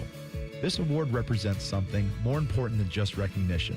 It represents the trust of our neighbors. So, if you're considering a new roof, siding, or gutters, choose the local company that's spent more than 3 decades putting families first. Newman Roofing. Call 614-NEW-ROOF. That's 614-NEW-ROOF, or visit online at newmanroofing.com. I'm Ben. As a licensed Kroger pharmacist, I'm committed to helping you choose the right vaccines for you and your family. Whether you have questions about the flu, RSV, or COVID vaccines, our team is ready to go above and beyond for you when it comes to providing personalized care and seasonal vaccine education. No appointment needed. At Kroger, we're here to look out for you. Restrictions and exclusions may apply. See site or pharmacy for details. What defines Ohio? A place that dares to go first and never looks back. There's no slowing us down. At Jobs Ohio, our mission is clear. Strengthen job opportunities and empower Ohio's workforce. Another reason why Ohio is now ranked the #1 state for business by CNBC. This is what unstoppable feels like. We did it together, Ohio. Our time is now. See Ohio's momentum at jobsohio.com/Ohio's time. Helping a new driver get ready for their road test? Here's a convenient new way to make the most of your 50 hours of required practice driving time. The Road Ready Ohio app, available now at no cost to new drivers and their families. Road Ready Ohio keeps track of your driving experience together, providing feedback and safe driving tips. It even generates the documentation you need for the Ohio BMV. The Road Ready Ohio app, free to download in the Apple and Google App Stores. Retirement from football hits everyone differently. For DeVere Posey and Dane Sanzenbacher, it means sitting around watching sports clips on the internet and arguing about them. Search for Didn't Catch That on YouTube and subscribe. Fan weather. From the Logan AC and Heat Services Weather Center. We've had a good day of weather so far, and that'll continue for the rest of your Tuesday. Mostly sunny skies, just those passing fair weather clouds this afternoon. Highs in the upper 70s. Partly cloudy skies overnight, lows in the upper 50s. Still partly cloudy for your Wednesday, just a touch warmer with highs pretty close to 80. For The Fan, I'm 10 Weather Impact meteorologist Justin Gertz. Miss a little, miss a lot. Catch Bishop and Friends wherever you get your podcasts. It's free. Sponsored by Atlas Butler Heating, Cooling, and Plumbing. The Fan. First Friday miracles are always better with Uncle Bo. This is Bishop and Friends. Indeed it is, and we are, as always, proudly brought to you by our great friends at Diamond Cellar, your true jeweler for nearly 8 decades. Two-a-days continues in our nation's capital and the Washington Commanders. Few teams have had a better boost with a sale than the Washington Commanders have, from Snyder to Josh Harris and the group that owns them now. They got the uniforms at least as close back to right as they could, although there's one other thing they could have done that would have got it very, very simple and would have landed the plane. The one thing that's odd about this is there is some deja vu all over again with this, because it feels a lot like RG3's rookie season and his second season. So RG3's rookie season, he won Rookie of the Year. And you would have said at the end of that season, like, people maybe would have taken him over Andrew Luck. And then the injuries started to stack, and he never could get healthy, and ended up kind of getting wrecked. Same thing with Jaden Daniels. Guys, this team was in the NFC Championship game 2 years ago. Life comes at you, I think, faster in the NFL than any other league. Gosh, man. Like, you say you're on the precipice for Super Bowls, and to your point, Reese, now all of a sudden you have the season last year where Jaden Daniels is hurt all the time. They're 5-12. They draft Sonny Styles. They add Stephon Diggs. Okay, that's going to help. They buttress the other side of the defense with Odafe Owe and Caleb Chason and all these other things. They did lose Bobby Wagner, lost Aston Eckler, who you love, in terms of his versatility, but he was getting a little long in the tooth, so they've tried to replace that. But this just comes down to Jaden Daniels. And then he just had this really weird offseason where his people were worried about people being issued number 5 at LSU. And it's like, is his head in the right space? Did too much come too quickly for him at the NFL level? Was it too easy too quickly? So this is a year, to me, where this is just a referendum on Jaden Daniels. Like, they just need to see if he can revert back to what he was as a rookie when he was healthy. And if he does that, then this team's is another one that's going to be right in the mix. And to your point, what they did in the offseason for the Washington Commanders was they added a little offensively, but bolstered their defense in hopes to provide a proper complement to what should be a out of a sophomore slump year for Jaden Daniels. But yeah, I can't help but think, where's his head been? Because I'm in training camp and I got my franchise. Yeah. The franchise is focused on not the franchise he's playing for. It's really bad if that's the case. It's a lot going on. It's going to be such an interesting year for them, because I think the Dallas Cowboys are going to be pretty good. We think the Eagles are one of the best. We just talked about the Giants, and we think that they're a team on the rise. So what is this? Was that a one-hit wonder for the Washington Commanders, or can they come back? Like, is Jaden Daniels really a guy? Is Dan Quinn really a good head coach? We know Or is he 28-3? Yeah, we know he failed in his first time, but it looked like maybe he learned from that, and the second go-around was going to be good. Can he get this team to where it needs to be? Jaden Daniels is a rookie. 69% completions, 35-68, 25 touchdowns, 9 picks. He ran for 891 and 6 touchdowns and led them to the NFC Championship game. Last year, played just 7 games, but in the 7 games he played, that completion percentage went from 69 to 60, 12-62, 8 touchdowns, 3 picks. He ran for 278, so the rushing's still there, but not at the clip it was before. So goes Jaden Daniels, so go the Washington Commanders. Seems to be kind of the read on that one.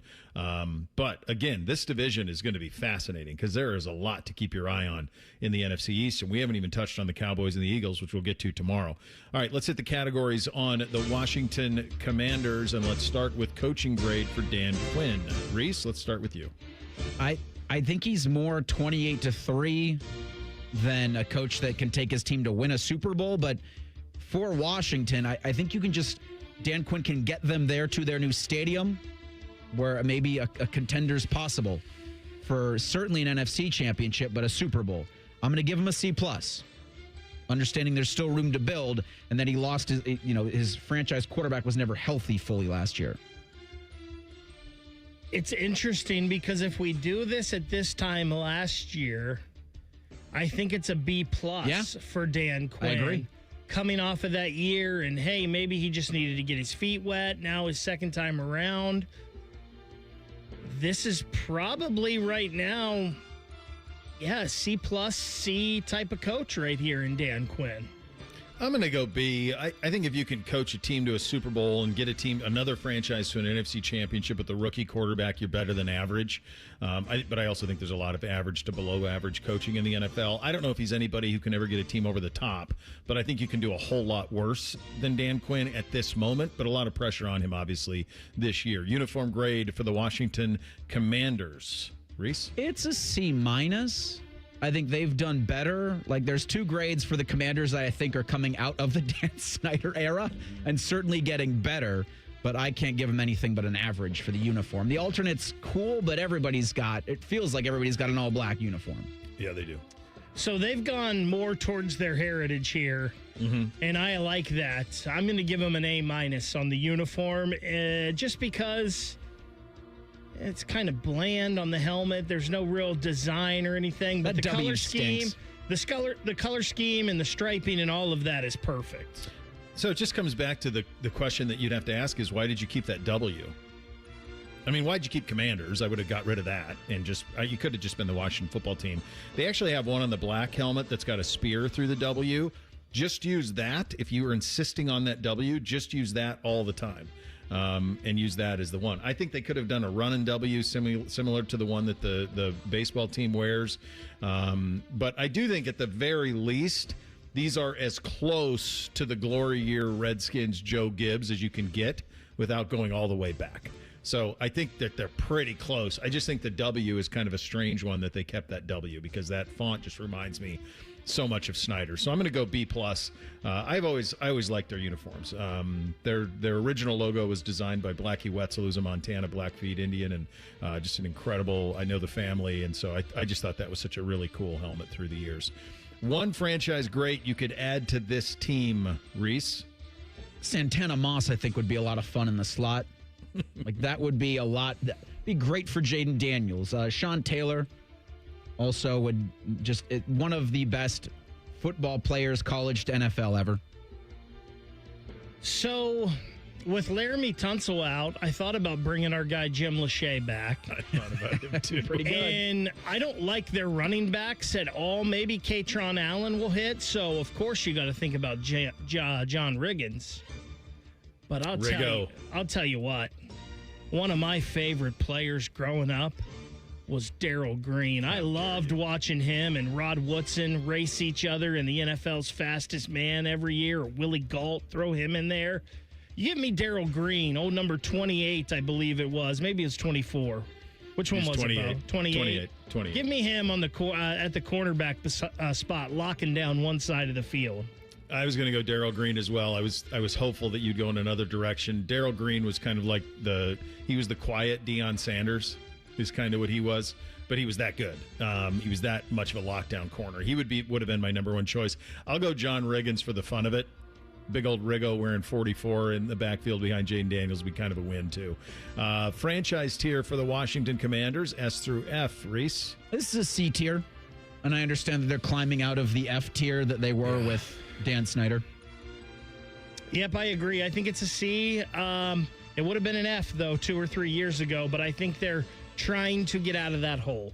Through the 80s and 90s, it's an A+ tier. This was Correct. The hardest ticket in the National Football League. This is one of the most revered franchises in the NFL. It would go back and forth between them and Dallas as the most valuable franchise in the NFL for the longest time. Then Dan Snyder got a hold of it, wrecked it, moving to Landover, all of that. So you go from A to F. You guys both have it right. They are a C as it stands right now, but an optimistic C.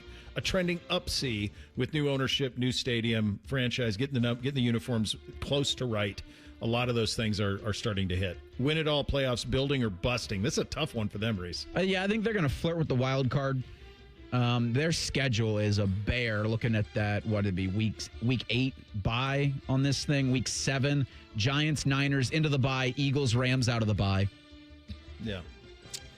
I got to tell you, as I was looking at this roster today, I think they've got some major holes on the offensive line, especially with Laramie Tunsil.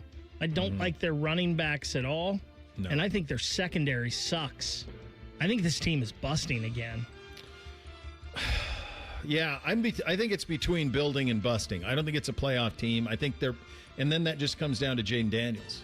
Like if he can get back to kind of what he was, but if what he was last year is who he is, then it's a bust, and then you may have to rethink the quarterback thing. So that's a big spot that they're in this year. Both of these teams we did today are fascinating looks at what they could be, high or low for both of them. Could be a Grand Canyon of difference. Brian Manning covers them for Commander's Wire. He joins us in 2 minutes. Bishop and Friends right here on The Fan. Hey, it's Common Man. Everybody's talking about affordability these days, but the good news is you'll find hundreds of vehicles that fit your budget at GoGermain.com. Drive home in a new sedan starting at just $139 a month. New SUVs from only $189 a month, or a truck for as low as $329. Plus, choose from over 1,700 new and pre-owned vehicles, all priced under $30K, and it's only at GoGermain.com. And with their $1,000 price promise, no one's going to sell you a car for less. Go see my friends today. GoGermain.com. On this episode of Science Stuff, we're examining the fastest things on the planet, like the cheetah. It can reach a land speed of probably having an off day happens to everybody, but here is the American race car. People love the thrill of the... Okay. Next up is the Falcon. No, all right. Oh, great Caesar's ghost, what was that? Why, I think we've found the fastest... Let's watch in slow motion. Hi, it's Alex, the friendly Apex... It's Apex Pros, the pros who knows. They're the fastest thing on the planet.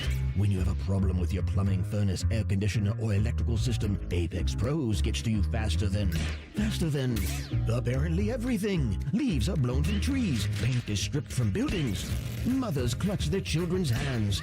Because when you have something broken in your plumbing, HVAC, or electrical, you don't want to wait. Columbus loves Apex Pros. ApexPros.com. I'm Ultima Morgan of Morgan & Morgan. Every time one of my children started driving, it was terrifying. I am quite aware of the dangers being on the road. Thousands of accidents happen across the country. We see it every day. These families' lives will be changed in an instant. We fight for these families as if they were our own. We've become America's largest injury law firm by winning cases just like these. If you've been injured in a car accident, call us. Injured? Dial pound law. Morgan & Morgan, Ohio office located at 600 Vine Street, Cincinnati. Prior results do not guarantee a similar outcome. The Fan Poll is sponsored by JT's Pizza and Pub, home of award-winning pizza and $2 tall boys. All day, every day. If you say something with enough confidence, it must be true. You're listening to Bishop and Friends. All right, let's get some perspective on the Washington Commanders and the NFC East at large with Brian Manning. He is with Commander's Wire, and he joins us on the Brian Heating and Cooling Systems fan guest hotline. I'm looking at this thing, and to me, it feels like can Jaden be what he was as a rookie? Complicated question, simple but complicated. What's your view of that? I think that Jaden can definitely be what he was as a rookie. I think he can actually be a better version of that. But the questions are, the new offense with David Blau should be very Jaden Daniels friendly. It should help him evolve his game. But the questions are on the offensive line right now. The Laramie Tunsil injury was huge. Brandon Coleman will do fine at left tackle. He's not Laramie Tunsil, but when you move Brandon Coleman over to left tackle, you weaken left guard. He was expected to win the left guard job. And then center position is a mess right now. It's all so much of what we're going to see from Jaden Daniels depends on that group in front of him. As far as the skill positions, I think it's a pretty good group. Mm-hmm. Oh, yeah, for sure. I think the receiver room looks like it's pretty good. We obviously know some of these guys pretty well. Last year, was it just the injuries to Jaden? Was it that simple, or was he not, even last year, was it not quite what it was the year before prior to the injuries? It's funny you mention that, because last year in training, he didn't look quite as sharp as he did the year before. There was just something seemed off, and some of that stems from, I think, not having Terry McLaurin, because he didn't have Terry McLaurin all summer last year. and it just set off the vibes were down from a year before, and then this year throughout training camp, he has looked sharp. I mean, he has looked great, no matter who he's throwing to. And there's a sense of comfort in having Terry McLaurin back out there. He just means so much to this franchise. He just means so much to Jaden. So I think we're seeing – last year you could tell a difference to your question. And this year I think you're seeing a better version again.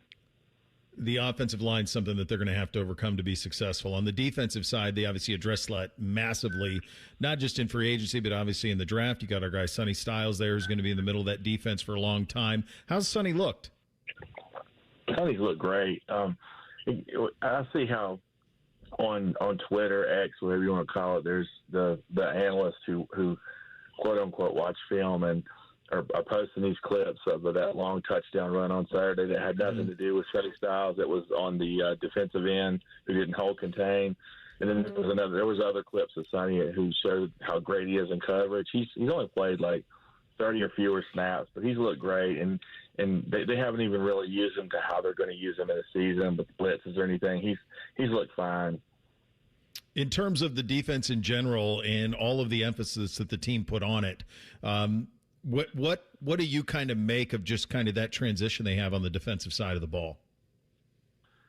The biggest area of improvement is at edge rusher and linebacker. They overhauled both areas, and both areas were needed. It's a lot faster group this year. At edge rusher, you've got Owe and Chason, who are going to dramatically improve that group. And at linebacker, you got Leo Chenal and Sonny Styles, of course, and Frankie Luger's back playing a role that he's more familiar with, playing downhill versus rushing off the edge. And so you're going to see – and then you have Durante Jones as the new defensive coordinator. He's going to run that Brian Flores-like defense. And we've already seen little shades of it in preseason with the turnovers and the sacks. And that's just with these, second and third-string players. So when the starters get in there, I think it's going to be fun to watch. I still have a little bit of concern about the stopping and run. It's been – the whole starting unit hasn't been on the field together. So – you can't really say they can't stop the run yet because you just don't know. But I would still have a little bit of a concern over that. And then the cornerbacks, that Trey Amos is barely practiced on. He's supposed to be your number one corner, or he's one of the starting corners. He hasn't practiced. So there are issues there that I would be worried about. But Washington hopes the pass rush will be so much better that it will aid the corners. Brian, I was telling our audience, for our younger audience that listens, this was a model franchise in the 80s and 90s, and the Snyder ownership did what it did, and now the Harris ownership group's trying to dig their way out of some of that. And from 30,000 feet, I think about new stadiums. I think about even the uniforms looking very similar to what they wore in the glory years. Just from a fan base standpoint, what has this ownership meant to such a loyal fan base? And are there any critiques that you have with them a couple of years into this? Honestly, I can't think of too many critiques because the ones that they've honored the legends of the franchise. I mean, you see guys like John Riggins. He hated the name. I mean, he's not the only one that hates the name, but I mean, he had issues with the previous ownership. He stayed away from the franchise. He's back in the fold. He's calling preseason games now. He's all about the new ownership. You got Art Monk back. You got Darryl Green back. I mean, these are such important figures, and they're all aboard. They're going to games. Their numbers are retired now. It should have been done a long time ago. Then you have the fans. I mean, they're doing stuff with the tickets and little give. I mean, they still have a terrible stadium situation until the new one's built. But they've dumped a ton of money into the place to make it as good as they can. I just don't know how anybody could complain about this group. The team president, I mean, it's a 180 over the new team president compared to the last two team presidents. And he's very fan friendly. He goes on radio shows. I mean, there's communication now at all levels, and that's a good thing. They didn't have that before. Brian, is the new stadium at the old RFK site, is that a full go? Yeah, it is a full go. Yeah, it's 2030 is the projection of when they'll start playing there. Wow, that's going to be exciting, man, when all that happened, because that place was a legendary spot. So all things trending in the right direction. I'll ask you this. I'll get you out of here on this. As you look at the NFC East, in your mind's eye, what is kind of your pecking order 1 through 4 heading into the season? Right now, I would say I have Dallas ahead of Philadelphia. I think Philadelphia's quarterback. I think Philadelphia's offense is going to be an issue. Losing A.J. Brown will further expose Jalen Hurts as a quarterback. Not a big fan there. And then you have Dallas has improved on defense, and we already knew they could score points. So I've got Dallas ahead of Philadelphia, and I've got Washington in at number 3, and I've got an improved Giants team at number 4. I could actually see the Giants moving up to 3, and if things go bad for Washington, I could see Washington go anywhere from 7 to 10 wins. I mean, it's a really weird thing. It's a really weird dynamic with Washington, but so much for them depends on the first 6 weeks. They've got to come out of that stretch at least 3-3. That division feels like it's about to be really fun again. If they can be right on Jackson Dart with the Giants, and if Jaden comes back to form, this thing could be really fun again in a big way. Appreciate your time, Brian. Thanks for giving us a little bit of it today. Yeah, thanks for having me on. There he is, Brian Manning, Commander's Wire, joining us on the Brian Heating and Cooling Systems Fan Guest Hotline. If you are my age, your NFL was almost entirely viewed through an NFC East prism. It was Summerall, it was Madden, it was Cowboys, Giants, Eagles, Redskins. That was the situation, and they were on nonstop. And that division has always been the most watched because it's massive markets and massive brands. But it's the last team from this. I guess the Eagles have won a couple. Think of all the championships. My God, the Eagles have won 2. Cowboys have won in my lifetime 3. Giants have won 4. It's a lot of championships to kind of go around there when you think of the success that division has had over the last 40 years in the National Football League. Get you 3 things on a Tuesday. Up next, Bishop and Friends right here on The Fan. We're the highest rated sports radio station in America. There's no joke there. We just are. The Fan, Ohio's sports destination. Ohio State football. Training camp report. This report is brought to you statewide by Safe Light Auto Glass and Bob's Discount Furniture. With the return of defensive coordinator Matt Patricia and additions of offensive coordinator Arthur Smith and special teams coordinator Robbie Disher, head coach Ryan Day said it's important for them to lead their units. When you look at who we have, there's experience there. It's my responsibility to make sure I'm doing the things that the head coach is supposed to do. Having great people on staff allows me to do that, and I feel good that we have an excellent staff. I think the camaraderie is good, and the players feed off of the staff. Day added that his team is in a race against time to get better in fall camp. We've got to claw for every inch we possibly have, and I think having guys like Matt and Arthur who have experience of being in the NFL where every game comes down to the last play. That's just how it goes, and it's going to be like that in many games we're at this year. We'll have more after this. Bob's Discount Furniture has the furniture you've waited 250 years for. We've got power reclining sofas as low as $7.99, 5-piece dining sets as low as $3.99, Bob-O-Pedic mattresses for as low as $2.99, and of course feature-packed bestsellers like my Playday sectional with pop-up sleeper sofa. So stop in or shop mybobs.com to see where America shops for furniture. Oh my Bob! Bob's Discount Furniture, proud sponsor of Ohio State Athletics. Hi, this is Paul Keels. This Buckeye season, don't let a broken windshield ruin your game plan. Safelite Auto Glass makes it easy to get your windshield fixed with their mobile glass shops all over Central Ohio. They can come to you anywhere, giving Buckeye fans more time for game time. OH? Man, I love that. Schedule at SafeLight.com. SafeLight Auto Glass is a proud sponsor of Ohio State Athletics. SafeLight repair, SafeLight replace.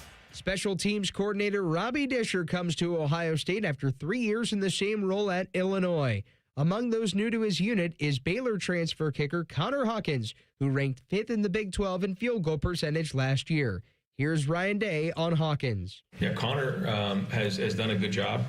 I think the consistency with the snap and the hold and the kick has been good, but now we just got to go put him in these situations in practice where there's a lot of pressure and see how he responds. His past will tell you that he will respond well, and so we've seen that so far in practice.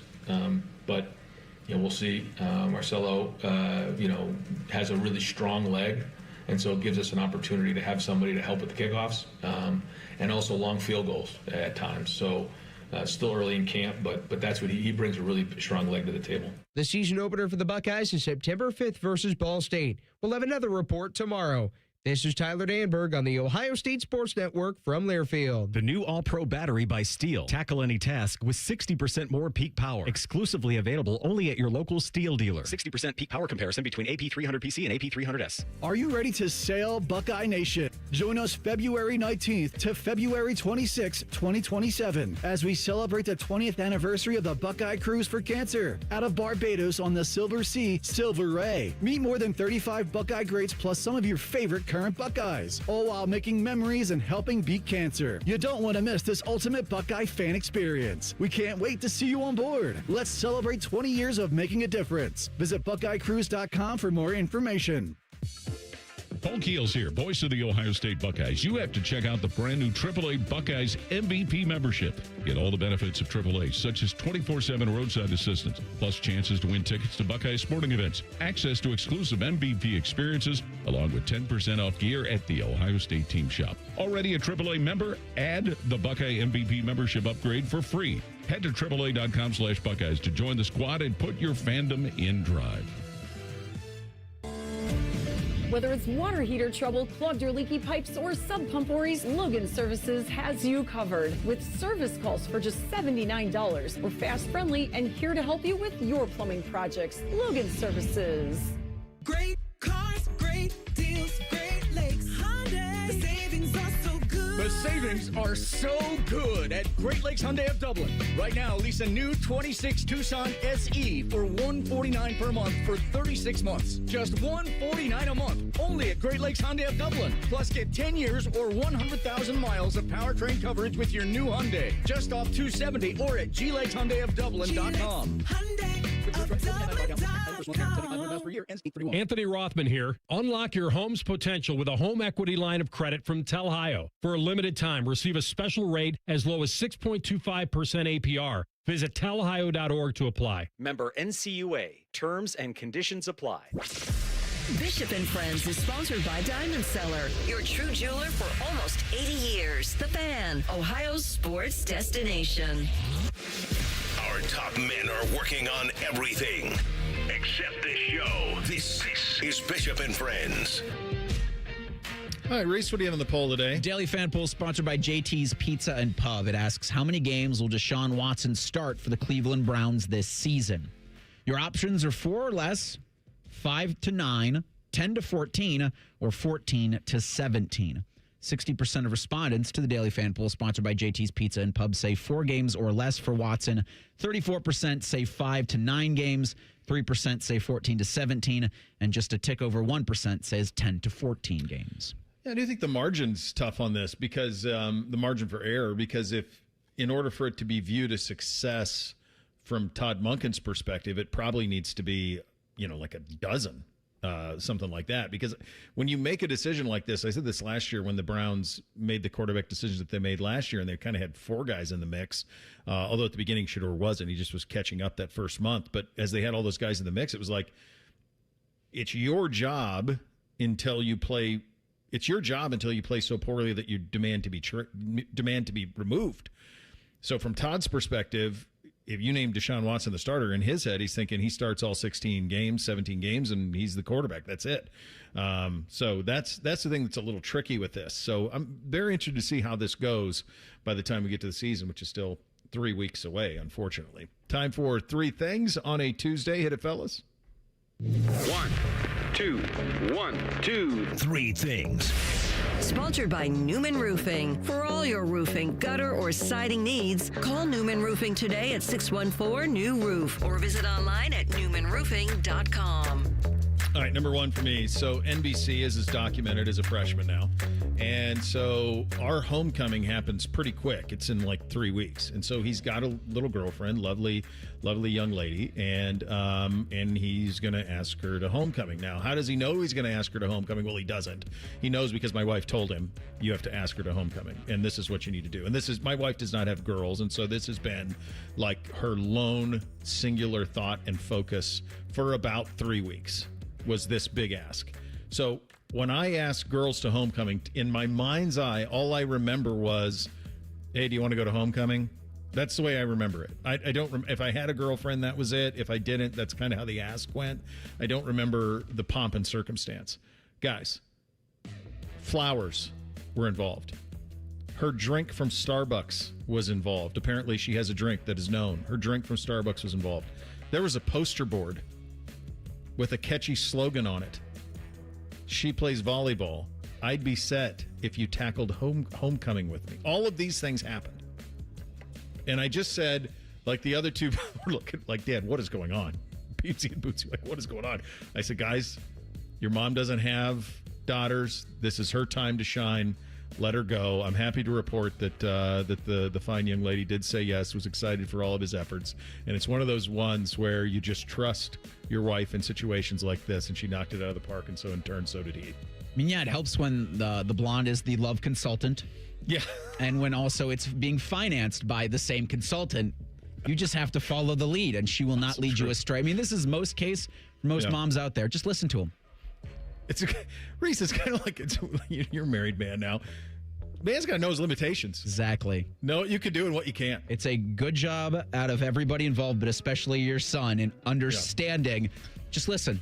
Listen and do, and things will work out well for you. I'm going to make that my first thing. You have a woman in your life that's important. Listen and do. It will work out well for you. Yeah.